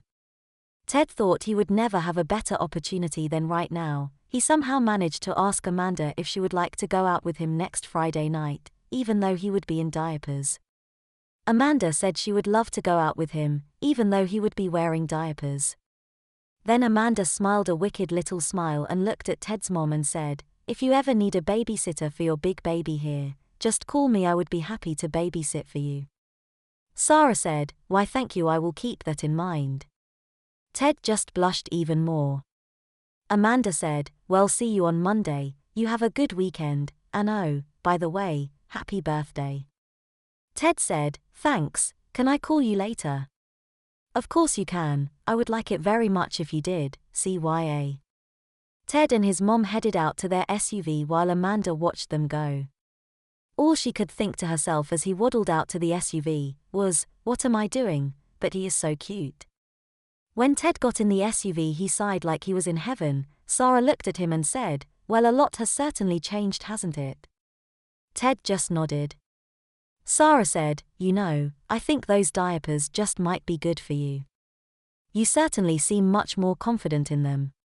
Ted just said yeah. He didn't care what anyone thought. He had a date with his dream girl and she thought he was cute. His mom broke him out of his reverie by saying, "We have a couple of stops to make on the way home and then we can get you squared away." Ted asked, "Where do we have to go and why can't we stop at home first?" His mom replied, "Well, as of right now the only diaper we have is the one you're wearing, and it is already wet, and I bet you're going to need more." Ted looked down at his diaper and for the first time noticed that he had wet. He agreed that he would need more diapers. Sarah went on to say, "At home and at night I want you in cloth diapers and plastic pants, because they are cheaper in the long run and better for the environment." Ted just shrugged at that but asked, "What about at school and other things, like baseball?" Sarah said, "For school and other times away from the house you can still wear disposables if you want to. And we need to stop and get you some new pants, some that will fit over your diapers. And you will need to be sized correctly for both the cloth diapers and the new clothes." "Oh, okay," said Ted. He didn't really care now who saw him in his diapers. He was even willing to go to school on Monday without any pants at all. He just didn't care. Amanda thought he was cute. That was all that mattered. Ted started to think about what had happened to him today and basically how nice and understanding or how totally shocked everyone had been. He knew that by Monday the shock would have worn off and he knew he would get teased a lot. He started to worry that the rest of the people, like his mom and his friends, might not be as nice or so understanding, and that maybe even his mom was disappointed in him but didn't want him to know. He started to worry that maybe his mom was even going to be mad at him. He decided he should talk to his mom about this, so he would know one way or the other. "Mom?" Ted said. "Yes, honey," she replied.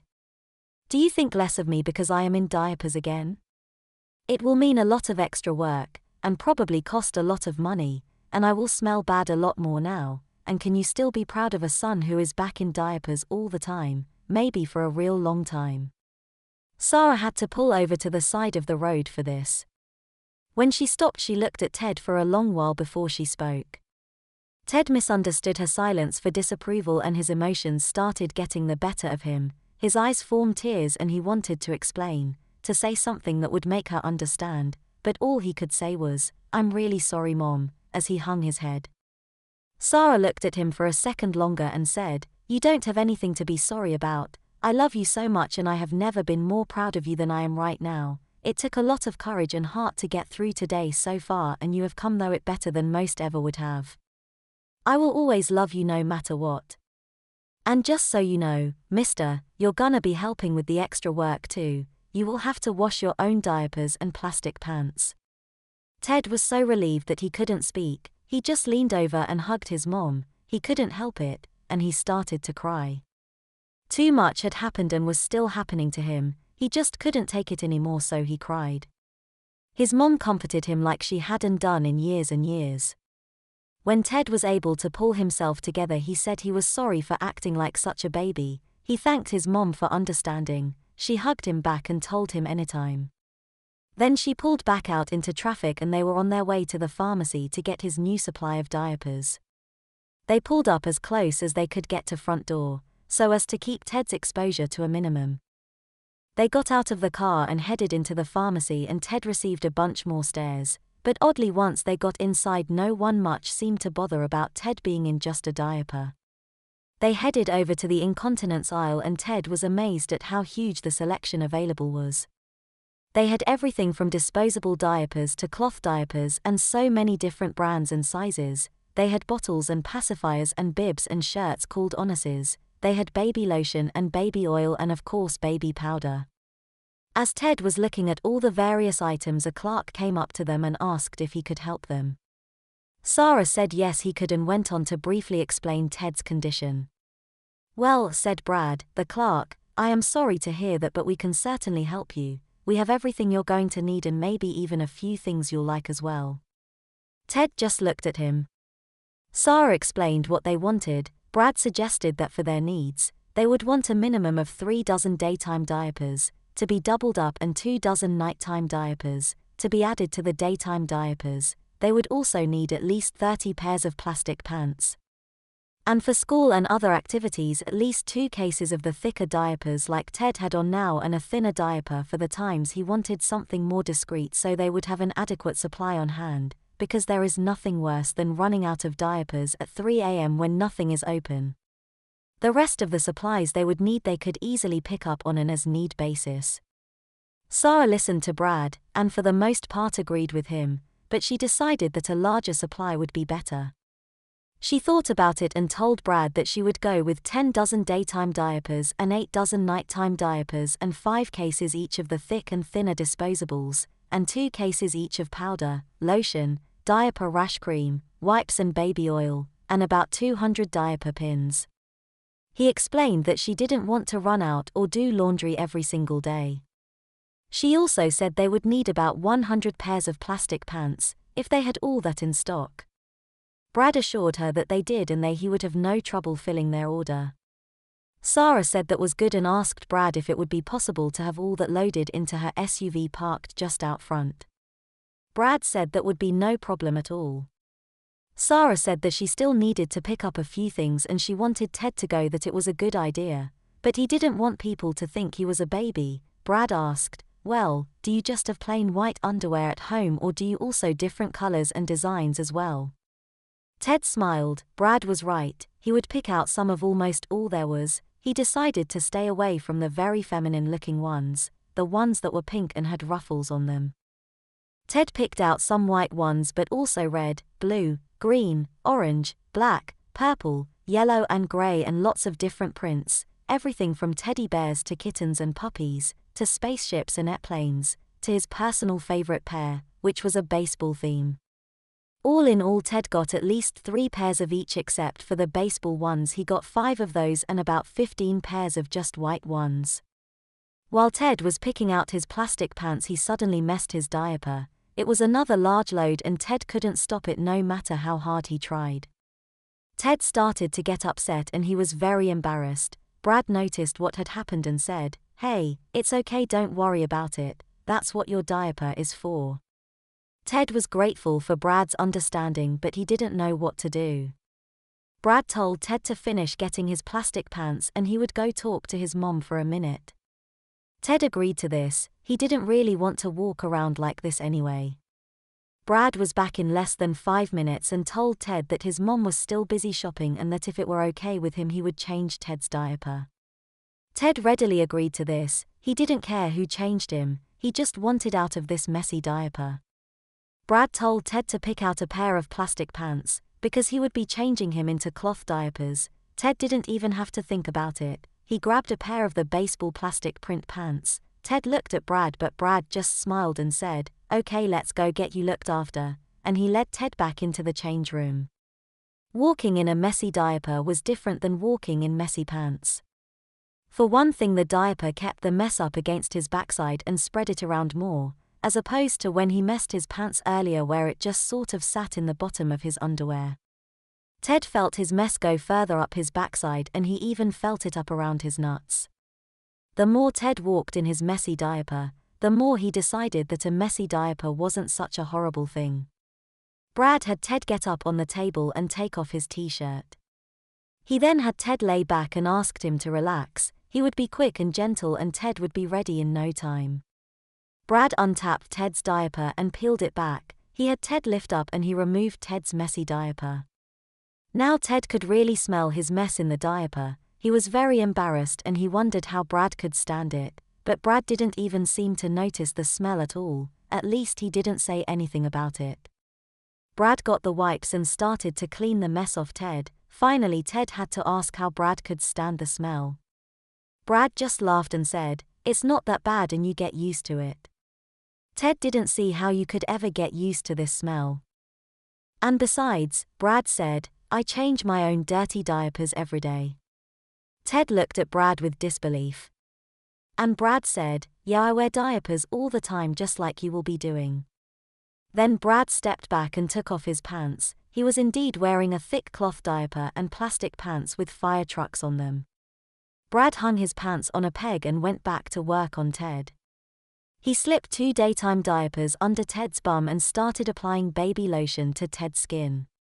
Ted was too shocked for words at all of this. When Brad started putting lotion on Ted's groin area, he got a huge hard-on. Ted was even more embarrassed. Brad said, "Don't worry about that, it's perfectly normal, it happens to all us diaper boys." "It does, really?" asked Ted. "Yep," said Brad, "it still happens to me every time even after all these years." Ted asked Brad how old he was and how long he had been wearing diapers for and why. Brad explained that he was 19 and that he had been wearing diapers since he was 12. He started wearing diapers because he liked them, but over the years he slowly lost all his control and now not only did he love his diapers, he also truly needed them full time. Ted was shocked. Here was a guy that stared out wanting diapers, and wore them just cause he liked them, and then made himself need them, and still he loved diapers. Ted wondered if he would ever come to love his diapers as much as Brad loved his. Brad was now pulling Ted's first diaper up between his legs and pinning it on. Then the second diaper was pulled up and pinned on and Ted was surprised at just how thick this arrangement was. He thought it was maybe even thicker than the disposable he was just wearing. Ted also noticed that the cloth diaper was very soft and warm. He decided that he liked cloth diapers better, but he knew the disposables would be better for school and especially for baseball. Brad pulled Ted's plastic pants on over his feet and up his legs. Ted thought they were too tight, but Brad explained that they had to be tight to keep the wetness inside and everything outside dry. Ted just nodded in understanding and Brad made sure that all of Ted's diaper was inside the plastic pants, then helped Ted sit up.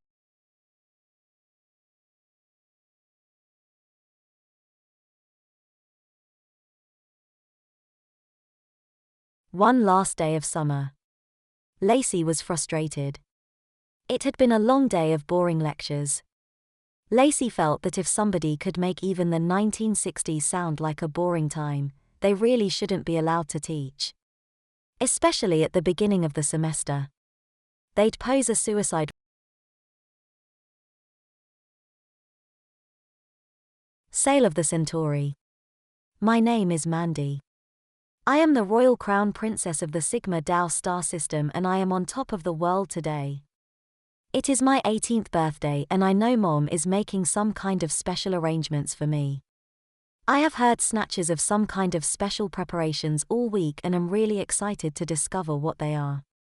Mom went to one of the most exclusive jewelers in the city 3 weeks ago and has had him make me something.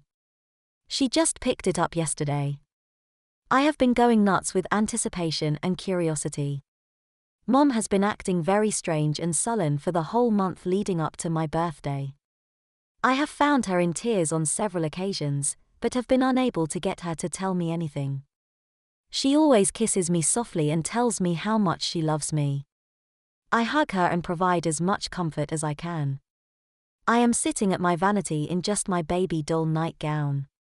I see a very cute girl with green eyes and white blonde hair looking excitedly back in the reflection. I inhale deeply and stretch. Oh man!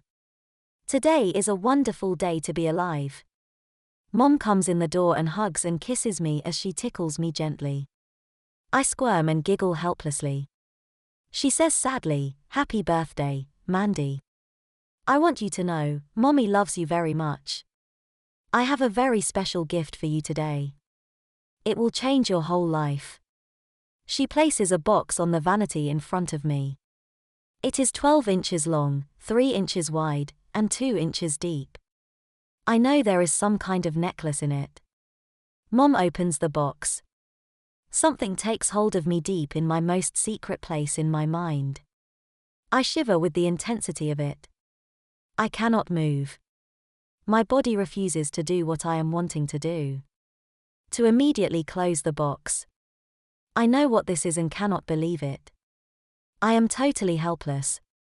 I can't even speak. Mom says in a voice broken with emotion, "Mandy, today you are legal age to become a royal pet. Do you remember Lady Lisa Marie?" I remember her. I had met her several years before at a royal ball held in the Alpha Centauri system. We had a really nice chat and I had liked her a lot. She was much older than me, but it hadn't stopped us from having a great time that night and for several months after. She had me be her baby girl and I really enjoyed playing the part at first. She was a lot of fun and it was great not having any responsibilities and having all my needs taken care of. She just wanted me to be a baby forever and I was more into it being just for fun. I had quit playing that part and returned to my own star system. She was very upset at my leaving and had been hysterical. I felt very sorry for her, but I wanted to come home and be a big girl. Mom continues, her imperial house has greater ranking than mine. I did everything in my vast power to stop this, including asking a star system's ransom in monies when all else failed. She has a vast amount of resources and the ear of the emperor. You are now eligible and she has exercised her imperial right under galactic law to purchase you as her royal pet. All the arrangements have been made by order of the Emperor and the Imperial Chancellor will be here in a little while to complete the transaction between Lady Lisa Marie's and my royal house. No. I am not a pet. Mom has said her royal house, not our royal house. I am going to be just a piece of property. I am a royal princess, not property to be bought and sold. Mom removes the collar from its protective case. I see a very large champagne neurodiamond in the ornate setting of the pet collar. I am still to be a princess, the type of stone guarantees this. Only high-born royal pets wear this type of stone. She places the collar around my neck. I am incredulous. I cannot believe I am being bought like a piece of furniture. I feel it as she closes it. I know it will never come off and I am now a royal pet for the rest of my life. A very special piece of property.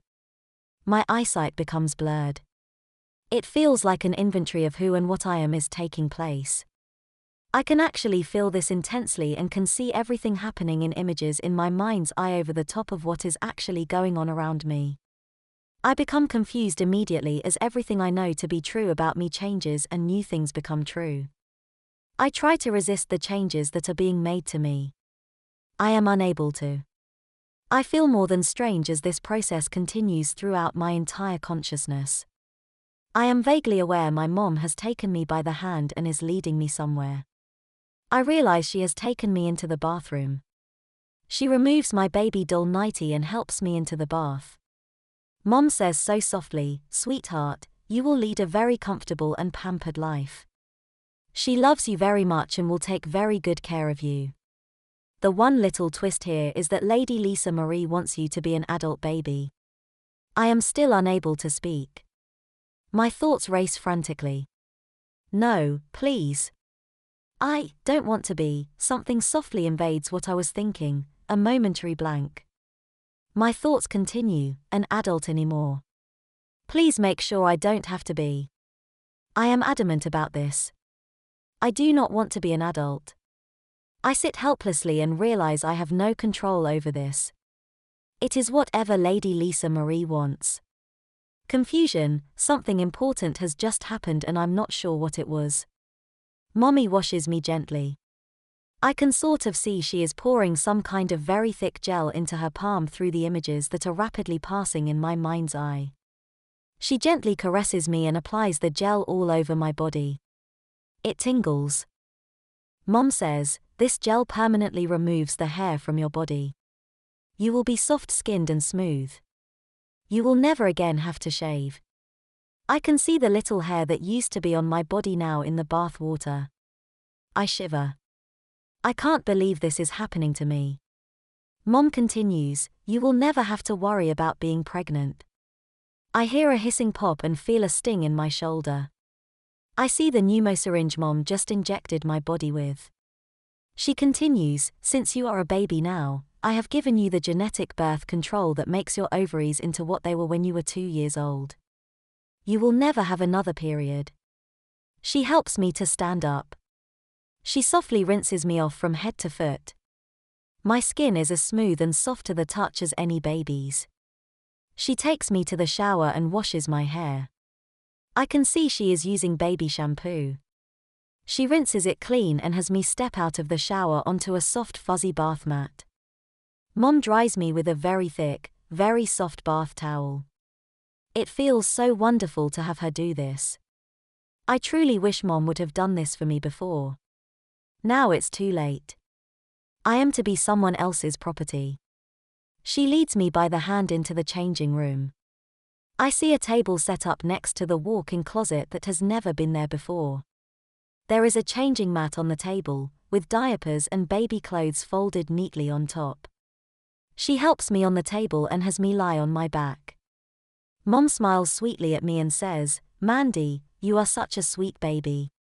She rubs her nose to mine and tickles me. I can't help myself.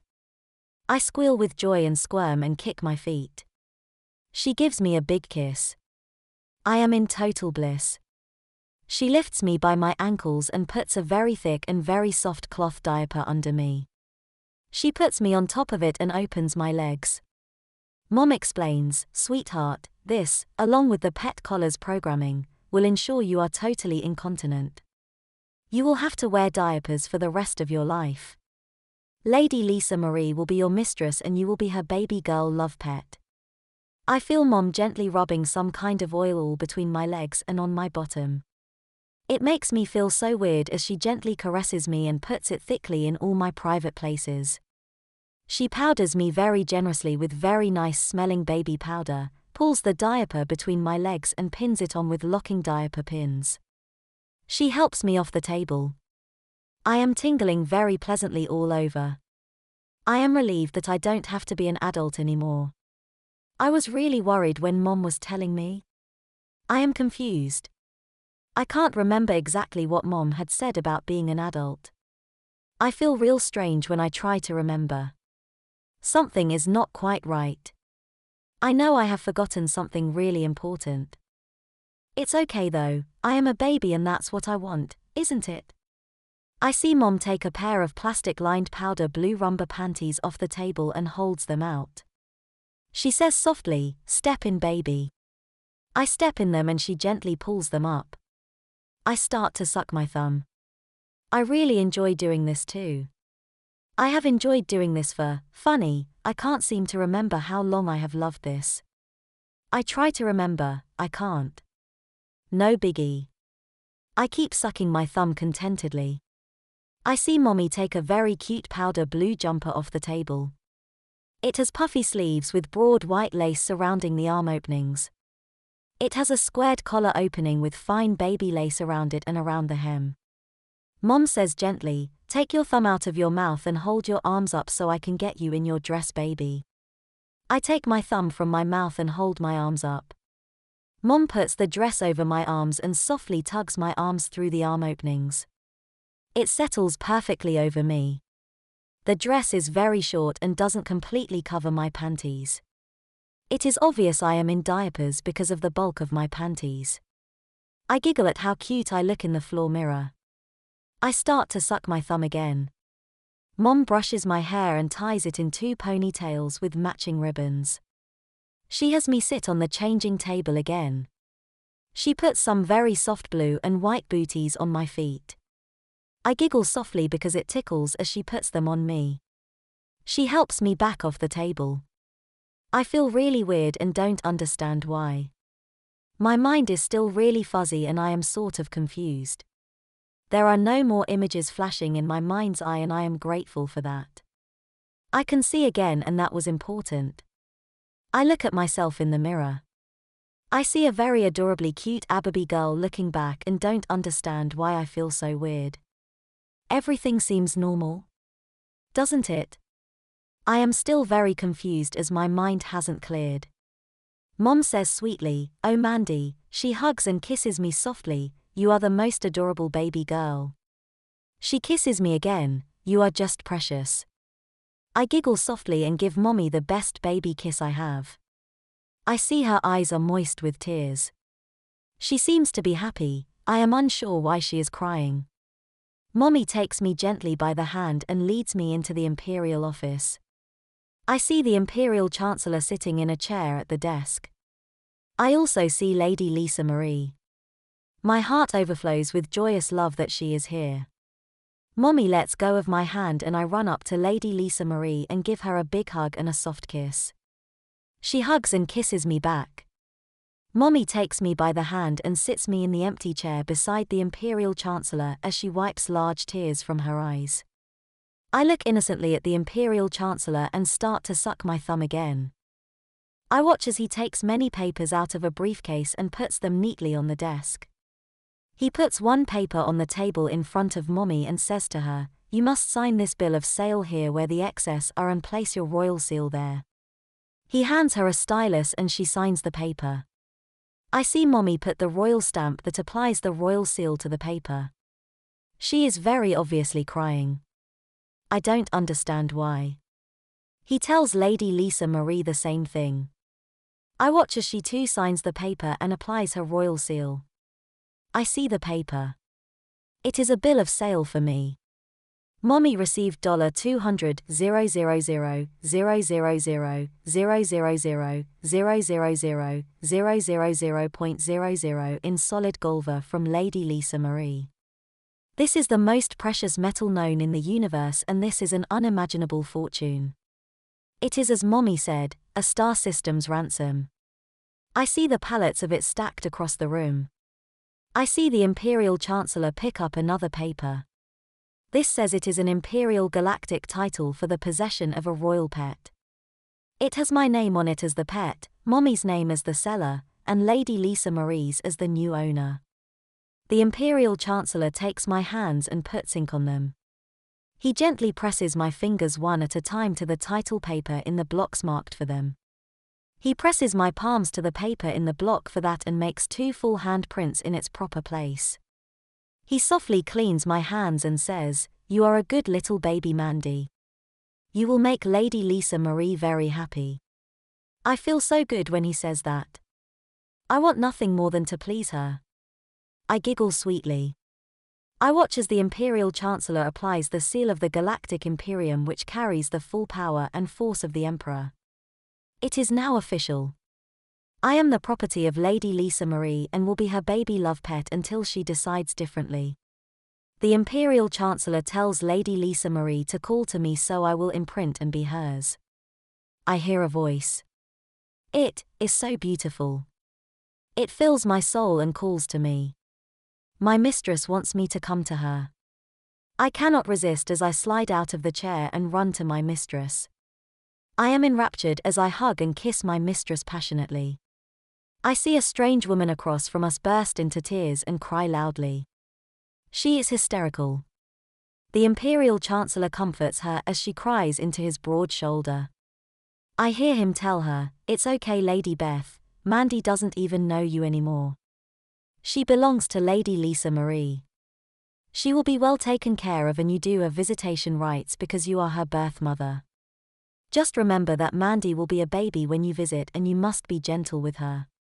She will be a lot of fun for you to play with for the duration of your visit and she will be very sweet and lovable."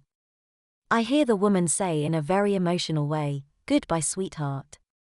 Mommy will see you on visitation day. I love you."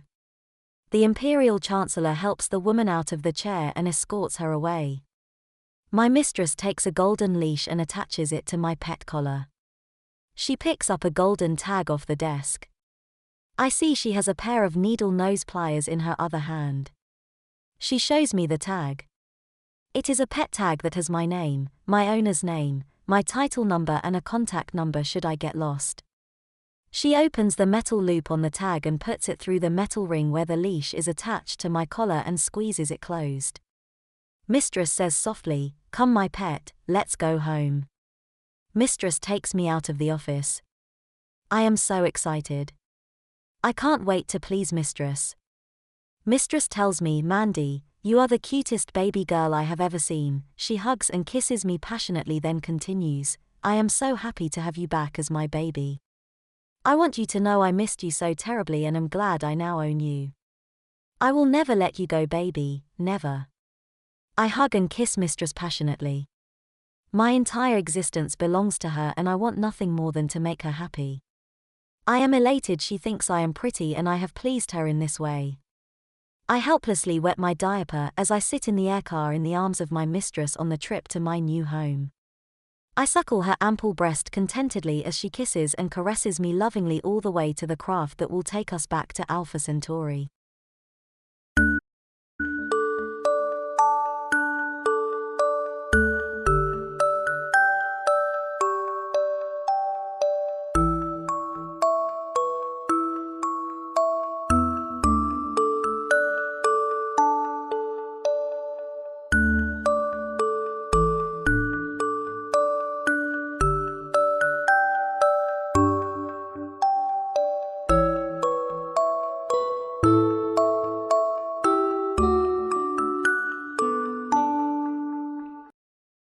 If you are enjoying our stories, please do subscribe to this channel. We will be posting many more stories as time goes by. Nanny spanks. Surrounding our property was a large fence, with huge pudding stone posts every few feet. In between were black square pickets with points at the top, decorative, not sharp. I love to climb the fence and sit on top of the posts and look out on the world. I was able to do that by the time I was 6. Nanny said I was one half monkey. One day, after school, I was in the 2nd grade, I went outside in the beautiful May weather and climbed up to my favorite post. I had been asked not to do this, especially in good clothes, for it did involve some risk. But I was confident that I could handle it, so up I went. Unfortunately, just as I reached the post and was holding the edges, my foot slipped and I slid backward. When I did, I impaled my dress on one of the pickets. There I was, sort of swinging there, hanging onto the fence and completely stuck. I cried out for help and Suzanne, our maid, saw me. As she ran forward to release me, Nanny called to her. "No. Leave the naughty girl right there, I'll get her down." Suzanne curtsied to Nanny and returned to the house. Nanny came over to me. My dress was up in the air, supporting my body, and I was clutching the pickets with both hands. Nanny simply applied some well-placed spanks to my bottom. I couldn't move to get away or even struggle to minimize the blows. I was completely surprised, for I thought Nanny had come to help me. "You were told that you were not to climb this fence in your good clothes. Where is your good sense, child?" With each word came another spank on my bottom. Fortunately, there was no one walking by at the time, for I would have been totally mortified. This was bad enough. Usually, I was taken to privacy for a spanking. I cried and cried, trying to keep from slipping and falling from the fence. I couldn't figure out the biggest danger, Nanny or falling. The spanking ended, then Nanny helped me to get up off the picket and climb down the fence. I remember the ripped part of the dress hanging down in the back. Now, upstairs with you to change. You stay in your room until tea, young lady. I had to walk by several servants, holding up my torn dress and crying. As soon as I reached the top of the stairs, I ran as fast as I could to the nursery. Once by my bed, I undressed and threw myself onto the mattress. I was in a rage. I did not understand why Nanny had got so upset. She could have talked to me about poor judgment, but to spank me like that was outrageous in my opinion. I must have fallen asleep because when I woke up, my quilt was over me, my thumb was in my mouth, and my teddy bear was in my arms. Nanny was laying out my tea clothes and Jeff was coming in and out of my room to talk to her. What happened to Gigi? In her soft, gentle voice, Nanny said, Gigi got a spanking. Jeff, why? She ripped her dress on the fence. Now go back in the playroom and play until I get Gigi ready for tea. Okay. He was gone. Nanny gently rubbed my forehead and gave me a gentle kiss. Come on now, lassie, it's time for tea. She pulled back my quilt and sat me up carefully. I sat there blurry-eyed. Soon I was dressed and with my hand in hers, and Jeff on the other side, we reported to the drawing room for tea, joining our parents. Nanny was strict and wielded a sharp spank, but she also gave gentle, loving kisses and told wonderful stories. I will never forget her. Please note, we would like to make it very clear, we are totally against the form of discipline described in the articles and accounts being used on minors and non-consenting adults. Although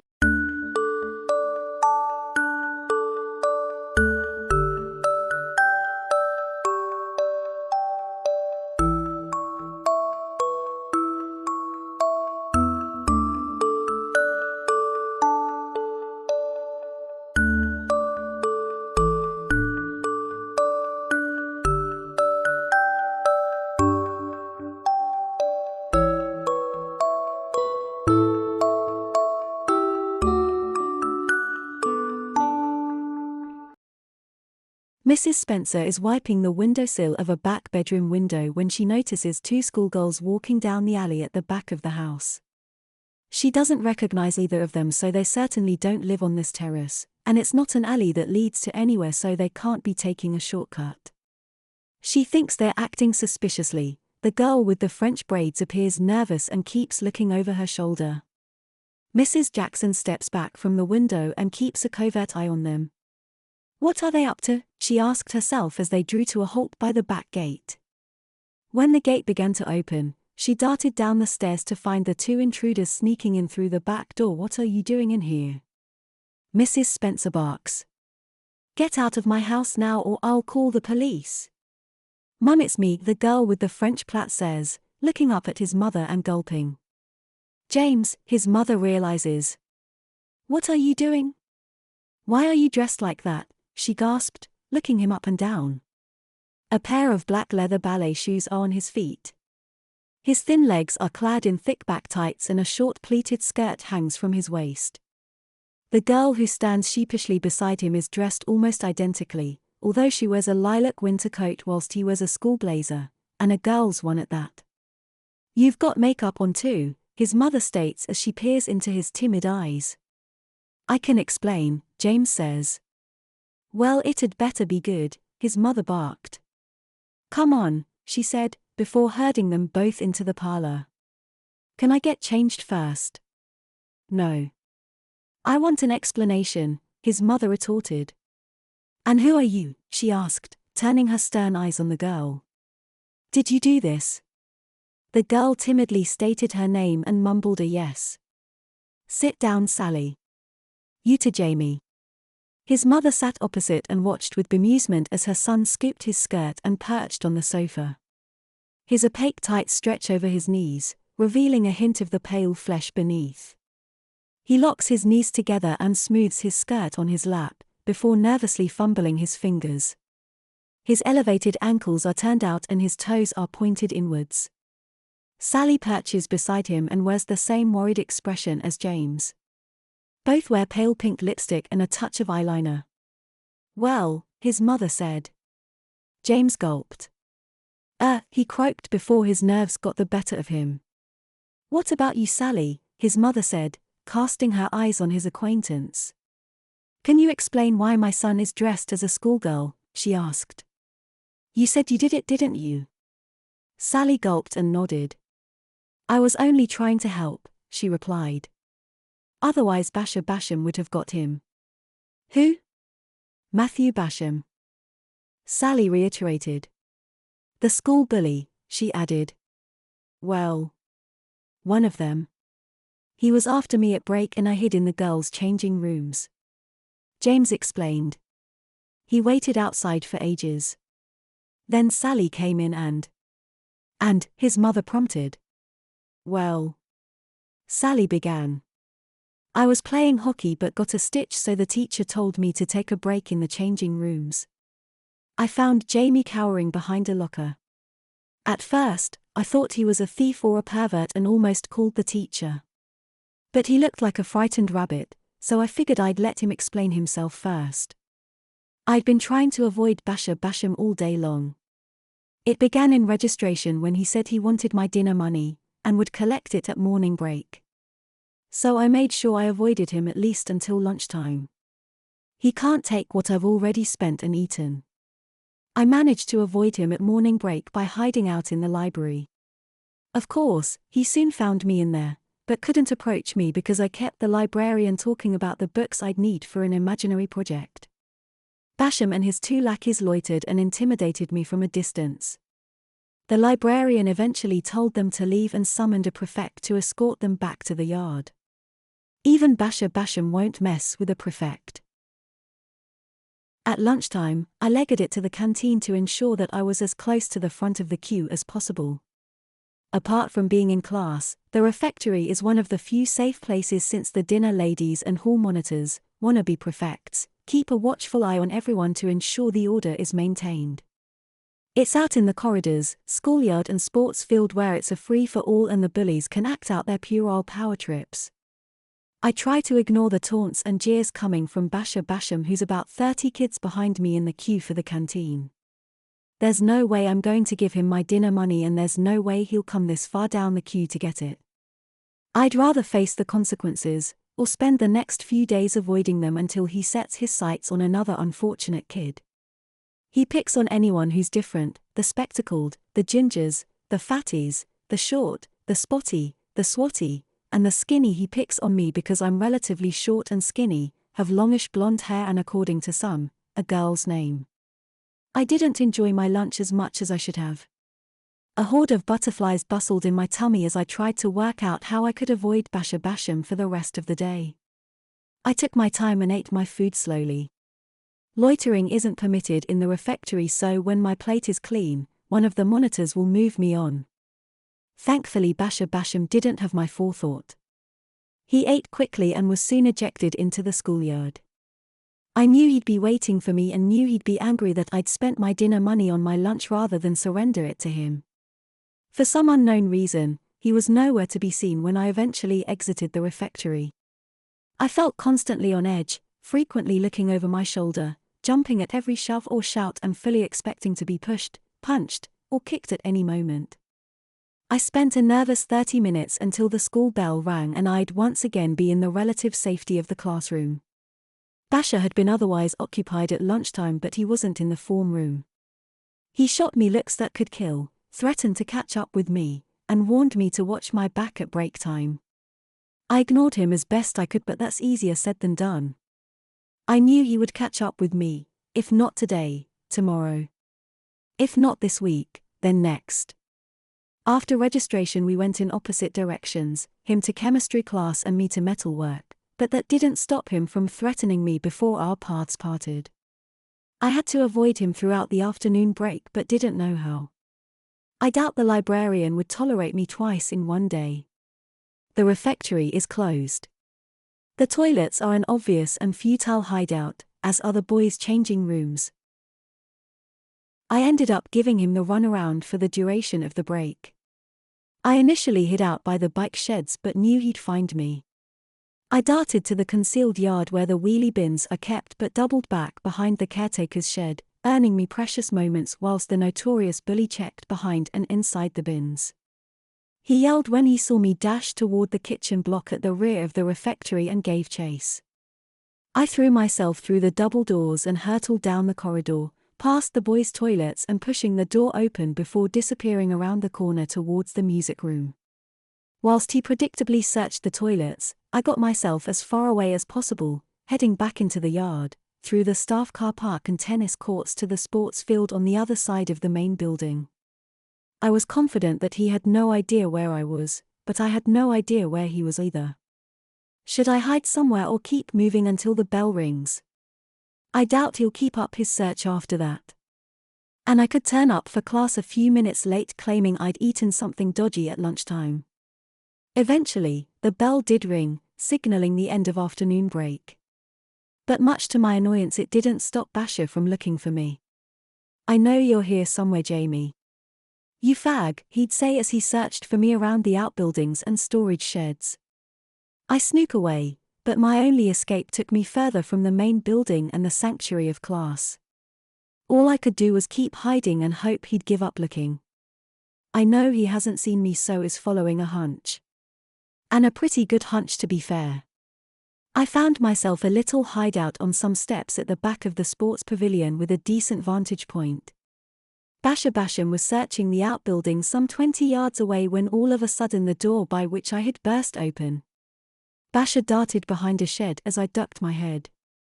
The door pinned me to the wall. I've never felt such fear as a horde of girls passed within inches of my face, completely unaware of my presence. The PE teacher barked instructions and I sneaked a peek before quickly ducking and hiding. 30 girls armed with hockey sticks or one school bully? Could this day get any worse? Once I was confident that all the girls had left the building, I snook in through the door and let it slowly close behind me. I hoped it'd lead to a corridor, but no. I'm in the girls' locker room and it's strictly out of bounds for boys. I decided to stay, confident that the bully wouldn't enter. I covertly spied from a window, looking at the shed he'd hid behind and checking none of the girls were returning. I saw him stealthily dart towards some bushes, then behind a big roller, presumably keeping the shed between him and the hockey pitch. I checked the girls again, then back to Basher, who's creeping through the bleachers and gradually worked his way towards me. Then I sigh with relief as he suddenly darts in the opposite direction. Shit! I check on the girls and one is heading back. I look for somewhere to hide and the best I could find in so little time was behind a locker. Crouching beside the lockers might have been the best hiding place that I could find, but that doesn't mean it was a good hiding place. "What the heck are you doing?" the girl growled when she saw me. "Thieving or perving?" I was trembling so much I could barely reply. I began. I tried again and said BA. On the third attempt I uttered Basher. Then I found the nerve to claim that Basher Basham is after me and I'm hiding from him. "He was by the bleachers when you came in," I said. I sighed in relief when she said she'd seen him. She said he wouldn't come in here, stating that it's an instant suspension if a boy is found in the girls' changing rooms. "Please don't tell anyone," I begged. "I need to sneak out, but he'll catch me and bash me. I've been avoiding him all day." "Is he still after your dinner money?" she asked. "Not since I spent it on my dinner," I humbly replied. "He's just after bashing me now." "Well, I've been excused from the game, and since I believe you, you can hide out in here for a bit," she suggested. "Thanks," I replied, "but I really need to leave. I'm missing class and if I'm found in here I'll get suspended, and if he doesn't get me now, he'll get me after school, or tomorrow, or the day after that." "Well, there's no point worrying about tomorrow when you've got today to deal with," she said, claiming her grandmother used to say that. "And good for you for not giving him your dinner money." Boys like him are all bark and no bite. You reckon? I replied. How come you're not playing hockey anyway? I asked as my eyes dropped to the menacing hockey stick she wielded. I got a stitch, she said, grabbing her hip before sitting next to me. We chatted for a while about being bullied or belittled. I stated why I felt I was a victim and she claimed that Jamie isn't a girl's name. I know. He's just being a dick and the others are all sheep. But he really isn't all bark and no bite. He's a proper thug. What you gonna do to get home? Run. Can you outrun him? Probably not. She said. What's your name? I asked. Sally. I'm Jamie. James. I know who you are. We're in the same class. Duh. I know, but I don't know everyone's name, I replied. Thanks for not grassing me up. That's okay, Sally replied. I've no idea how we're going to get you out of here though. And you're already late for class. I know, I said. I could skip class and say I had something dodgy at lunchtime. And stay in here? Well, was thinking of making a run for it and going straight home. But, what if a truant officer caught you, or a copper? She quizzed. You can't be out of school in uniform without a good reason. I know, I said as my head dropped into my hands. I'm in such a big hole and it's only getting bigger. I should have gone to class at the end of the break when I had the chance. Well, there's no point looking back when there are things to do ahead, she said. I figured she was quoting her grandmother again. Hey! I've got an idea, she exclaimed. What? You won't like it. But it could mean we can get you out of here unseen by both the teachers and Basher Basham. How? I asked. Sally explained and she was right, I didn't like it. It'll totally work, she claimed. There's loads of stuff in lost property, you can hide in the broom cupboard. No one goes in there. I can put your hair in bunches and I've got some makeup in my bag and I'll sneak you out at home time. It'll never work. I reckoned. I can't spend an hour in the broom cupboard. Sally stood up and peered out of the window. He's still hiding under the bleachers, she informed me. If you leave as you are, he'll see you and get you. But if you leave as one of us, he won't even notice you. Course he would. Not if you're in a group of 30 girls, she said as she hopped off the bench. He'll be looking for someone in trousers and a blue ski jacket with a shabby mop of hair. My hair's not shabby, I claimed as I swept it off my face. Maybe it is, but. What's that? I asked as she pulled a big box from beneath one of the corner benches. The lost property box, she said. There's skirts, tights, shoes, blouses, socks, bras, PE skirts, polo shirts. Everything, she gleefully listed. You've already got the hair. All I need to do is make it look girly.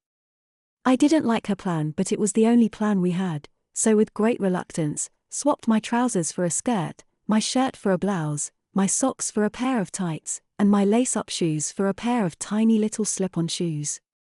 Sally put my hair in bunches, but they really stood out and looked really stupid, so instead, she tied them in 2 French braids and finished them off with 2 white ribbons. That looked better, but I still looked like a boy. James' mother listened in absolute silence. She is not at all happy that he's skipped a class, nor is she impressed that bullying seems so rife in the school. She's horrified that her son has gone to such measures to avoid one of them, and is worried about what will happen tomorrow when their paths will inevitably meet once more. All the time he and Sally explained how James came to be dressed as he is, she couldn't help but look at his dainty black shoes and opaque black tights.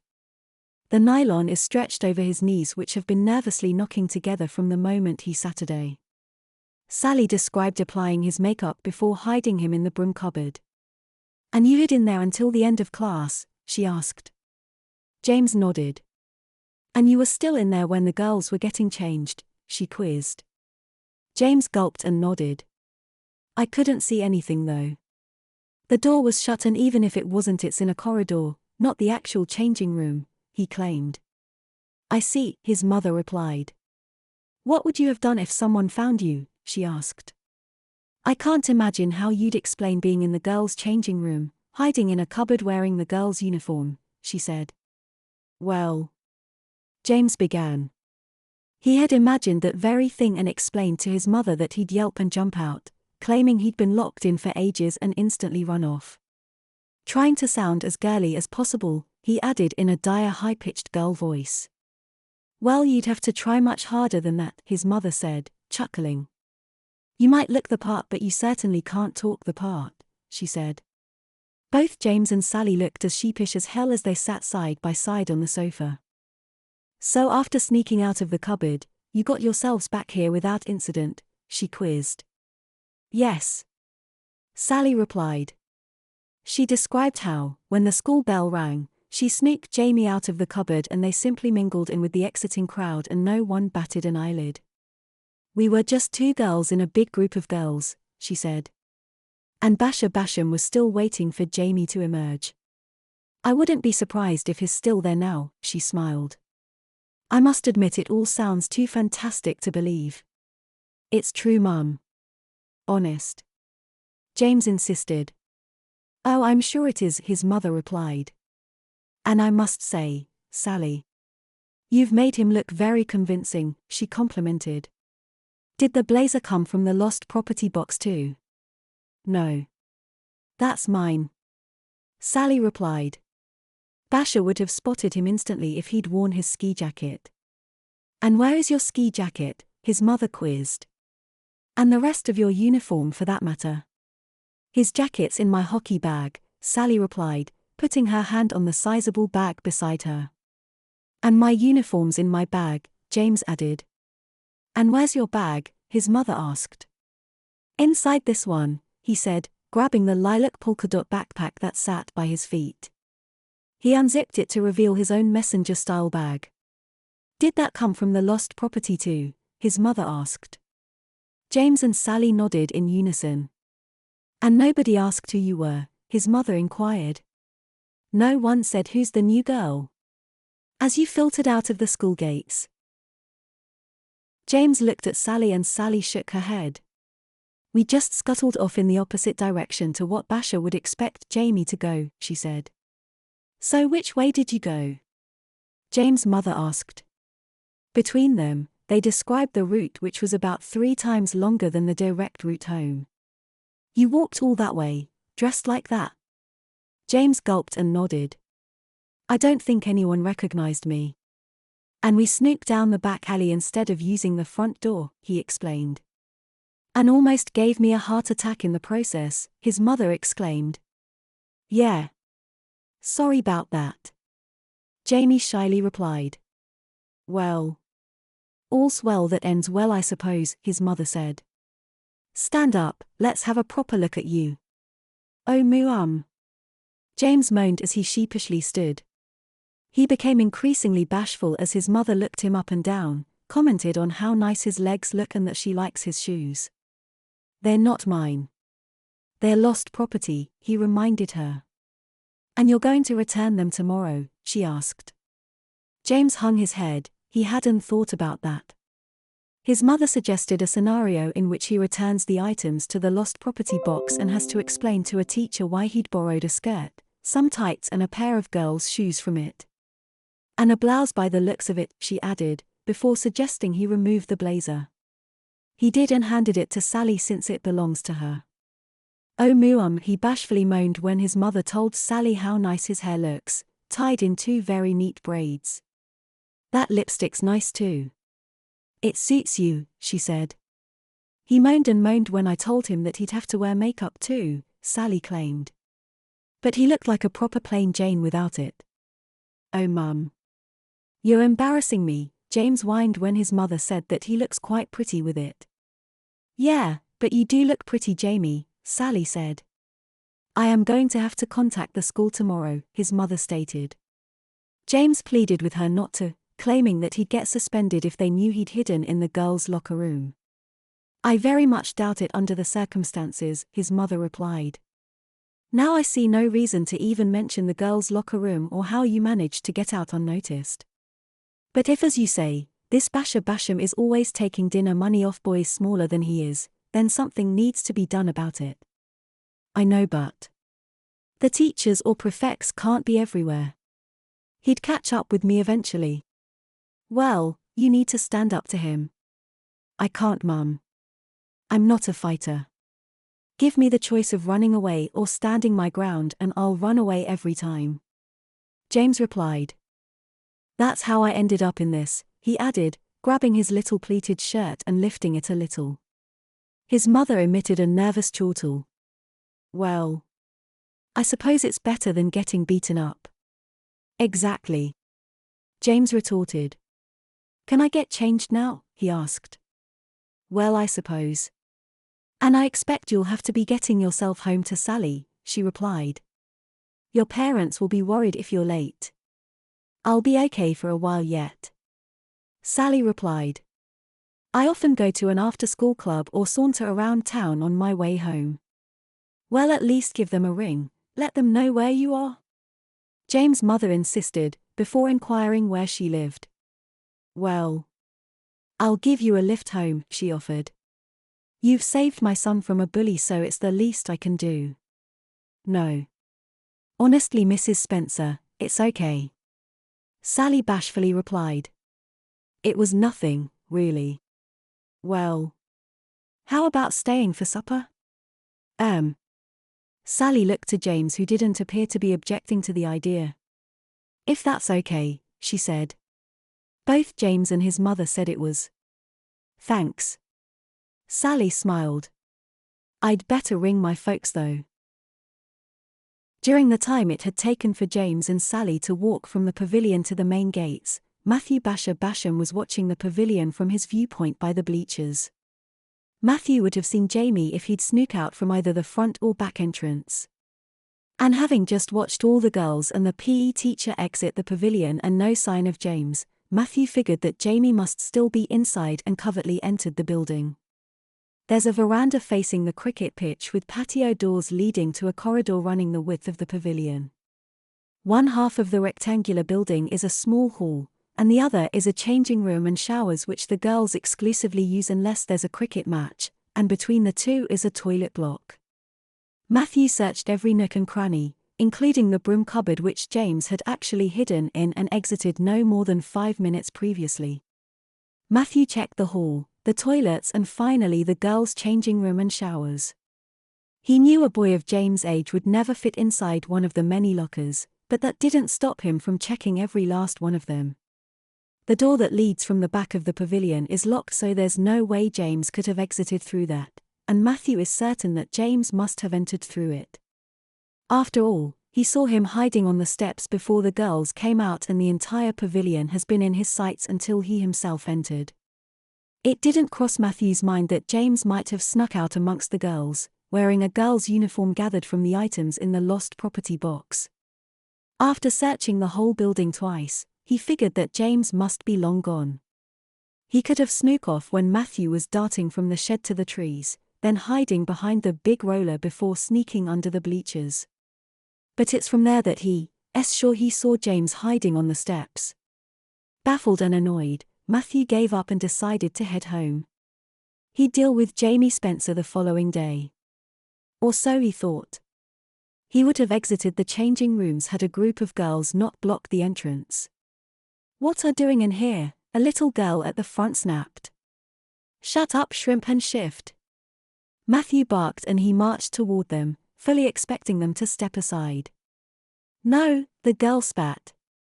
"You're not supposed to be in here, and when the teacher arrives, you're in big trouble." "Not if I can help it," Matthew said as he tried to barge through them. They didn't budge. If anything, they bulked together and made it even harder for him to pass. "Grab him," the girl instructed, and all her friends did just that. Before he knew it, Matthew was on the floor curled in a ball as around 20 first-year girls pummeled him, pulled his hair, and tugged his clothes. On seeing the squealing crowd in the entrance to the changing room, the teacher fully expected to find two girls fighting. The last thing she expected to find was a third-year boy being beaten up by a gang of first-year girls. "What's going on here?" she barked. "He was in the changing rooms, miss. Waiting for us. He tried to escape, so we grabbed him until you came." Matthew couldn't explain himself. He'd been caught red-handed in the girls' changing rooms, and with 20 witnesses and no excuses, Matthew knew he was in big trouble. He tried and failed to lie his way out of it, but he wasn't a very good liar. The truth would also land him in deep, deep trouble, so he couldn't revert to that. Whilst Mrs. Spencer was jumping out of her skin discovering 2 schoolgirls in her kitchen, Matthew Basher Basham was being marched to the headmaster's office by a very annoyed PE teacher with 20 triumphant girls in tow. The following day I was worried sick about facing Basher Basham. Thanks to Sally, I'd given the bully a complete runaround yesterday, but I don't think I'll be quite so lucky today. Mum said she'd call the school about him, but I pleaded with her not to. Instead, I said I'd talk to one of the teachers about his behavior towards some of us weaklings. "Well, make sure you do. And if he does try to steal your dinner money again, don't give it to him," Mum advised. "I won't," I replied. "Are you going to return the uniform?" Mum asked. "I'd rather not," I said. "It'd be too tricky trying to explain why I'd borrowed it." "True." Mum agreed. "And the class you skipped?" "Well, I could say I felt sick and came home, but that'd be lying." "Well, under the circumstances, I think a white lie is better than the truth," Mum replied, before saying she'd back up my story should anyone from school contact her. "Thanks, Mum," I replied. After breakfast, I grabbed my bag and headed off to school. The morning sun hangs low in the sky. Every breath condenses in a big plume of vapor. I adopt a winter hunch and plunged my hands deep inside my pockets. It felt good to be back in long trousers again after yesterday's long walk home. I always imagined that the girls must be freezing at this time of year, but having experienced their uniform, I'm not convinced that my long trousers are any warmer than their thick tights. The direct route to school takes me through a local park, and I'm surprised to find Sally waiting on a bench. "Hi, Sally. What you doing here?" I asked. "Waiting for you," she replied. "How was your mum after I left?" she asked. "Fine," I replied. "I'm gonna tell Em that I went home early yesterday and Mum's gonna back me up," I informed her. She said a white lie is better than the truth. "Yeah. I think she's right." Sally agreed. "You worried about Basher?" "Yeah." I glumly replied, before telling her what else was worrying me. "I won't tell anyone," she said. "That'd defeat the whole point of me helping you out." "You promise?" I asked. "It's pretty juicy gossip you've got." "What?" "I dressed Jamie Spencer as a girl to help him evade Basher Basham." "Something like that." I glumly replied. "Well, I won't," she told me. "No one would believe me anyway." "No one noticed you," she claimed, reminding me that even my own mother didn't recognize me at first. I've never crapped myself so much in my life. Well, she saw the funny side of it. "Was there a funny side?" "You know what I mean," Sally replied. "She thought you looked cute as a girl." "Tell me about it." "After you'd gone I wanted to change, but Mum said I had to do my homework first, so I ended up wearing it most of the evening. She even took a photo." "Is it a good one?" "I dunno. Doesn't really look much like me, so, I guess," I replied. "You did look like you. Just a pretty you," she said. "Was your hair all wavy when you took your plaits out?" "Yeah. And Mum kept fussing over it," I confessed. Sally grinned and asked if I wanted to sit with her in class today. "Can I?" I eagerly asked. "Sure." "Cool." I smiled. But then I had a little think and figured it might be best if we don't. If Basher Basham sees us being all friendly all of a sudden, he might put 2 and 2 together. I'm pretty sure he saw me enter the pavilion and he certainly saw you return. And from that, he'll work out that I'd disguised you as a girl and snook you out with the others. Well, maybe not in such detail. But he might suss something, I said. Or think that I'm hiding behind a girl, I added. Fair enough. Maybe tomorrow, she asked. Yeah. I smiled. We separated as we neared the school gates and entered our form room separately. I sat in my usual seat and Sally sat in hers, but we shared a few smiles across the classroom. I glanced around expecting Basher Basham to be staring menacingly at me, but there was no sign of him. Not yet anyway. There are 10 minutes to go. Where were you yesterday? One of the lads asked.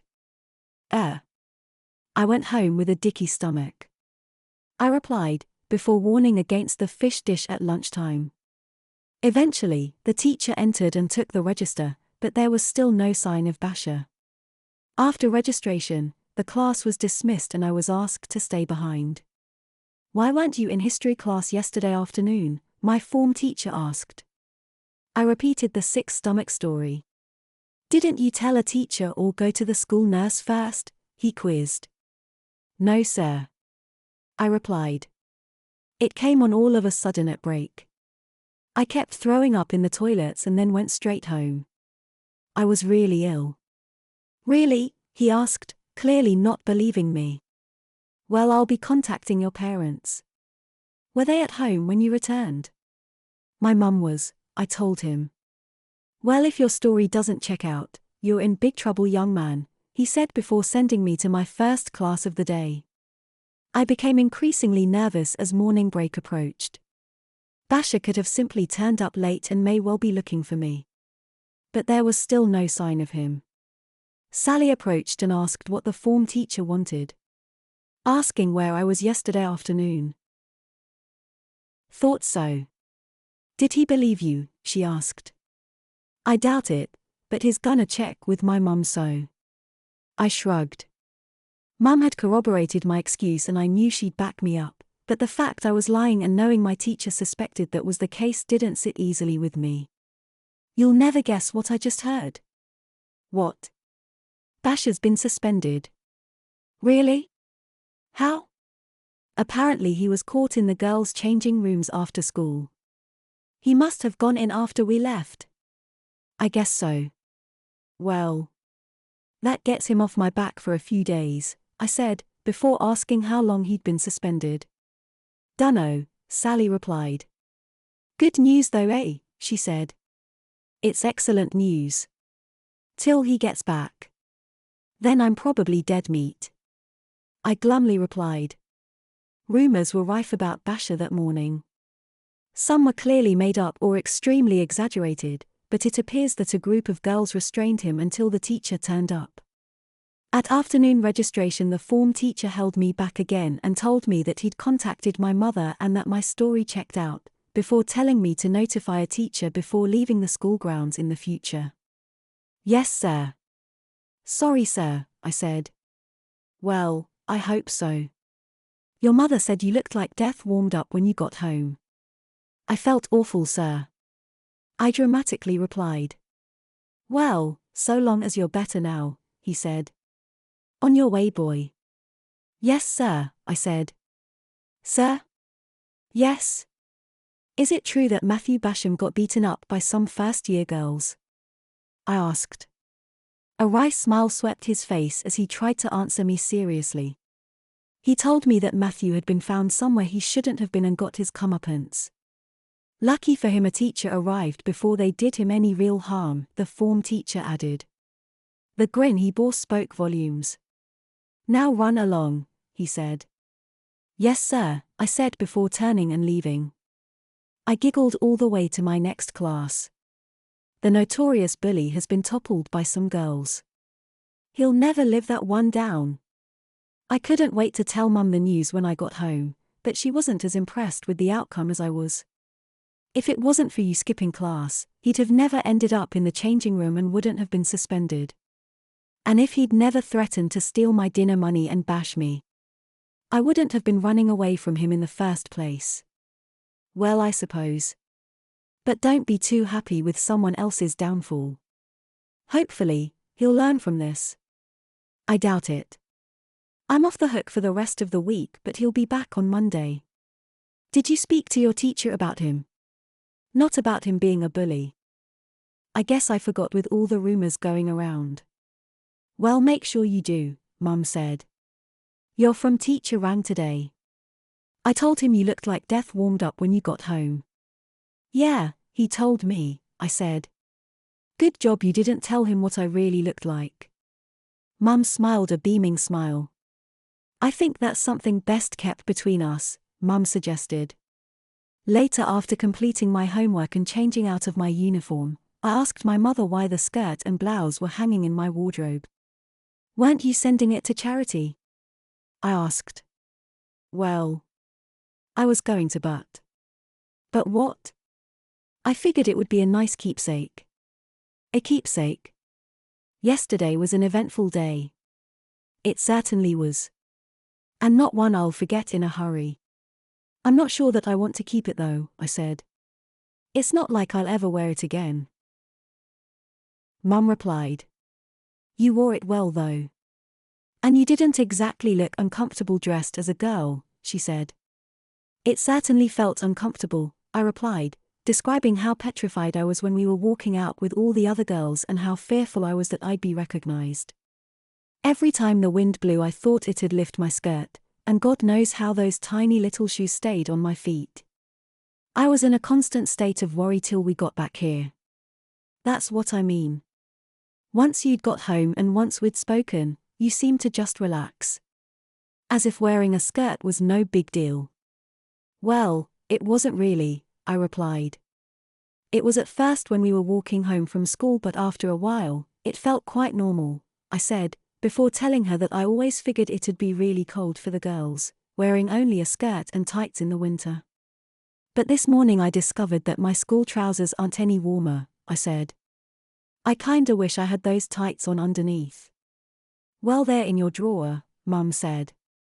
It's going to be just as cold tomorrow, she added. Have you washed them? I quizzed. Yes, Mum replied. And the training bra, she added. I blushed. I didn't think Mum knew about that, and when I did finally get changed last night I stuffed it under my pillow hoping she wouldn't find it. She asked why I'd worn a training bra and I reluctantly told the truth. Sally found it in the lost property box and said it'd help me get into character, I replied. Doesn't make much sense, but. I tailed off, not really knowing how to explain. Well, it makes sense to me. If you were going to pass as a girl you needed to feel like one. Yeah, I guess, I replied. Not that I did. I just felt like me in a skirt. I added. Mum went on to unnerve me. She told me that the training bra is in my underwear drawer, the tights are in my sock drawer, the shoes are under my bed and the skirt and blouse are in my wardrobe. Just in case, I wanted to feel like me in a skirt again. Sally wasn't waiting for me in the park the next morning. I didn't think she would be, but I kinda hoped she was. If only to tell her that I felt cozy and warm in the chilly winter air thanks to the thick black tights I'm wearing beneath my trousers. I'd pulled a pair of socks over them so they'd remain unseen, plus my shoes felt a bit big without socks. I entered the form room and panned the class. Sally smiled at me and pulled out the vacant chair beside her. I gulped and made my way over. Hiya. I smiled. Hi. Sally smiled. Well, it's official. Bash has been suspended for the rest of the week and a first-year girl gave him a black eye and burst his lip. I sniggered. He's probably claiming he was beaten up by an ex-Marine. 6 foot tall and built like a. The teacher silenced the class and informed us of what I'd just been told, but with the additional detail of cracked ribs. When Matthew returns next Monday, he'll still be battered and bruised, so I want you all to go easy on him. We all know he was a bully, but I don't want him to become a victim. He's suffered enough so. He finished his lecture with a pursed yet empathetic smile before calling out the register. Blimey. Those girls must have really laid into him. I covertly said to Sally. If you hadn't helped me out it'd have been me. I hadn't thought of that, she gasped. Good job I did, she said. It is, I replied. Even if my mum does keep dropping hints about me wearing those clothes again. Does she? Sally asked. I nodded. Well, that's not so bad. Maybe seeing you dressed as a schoolgirl has made her pander for a daughter, she suggested. I bit my lip and gulped.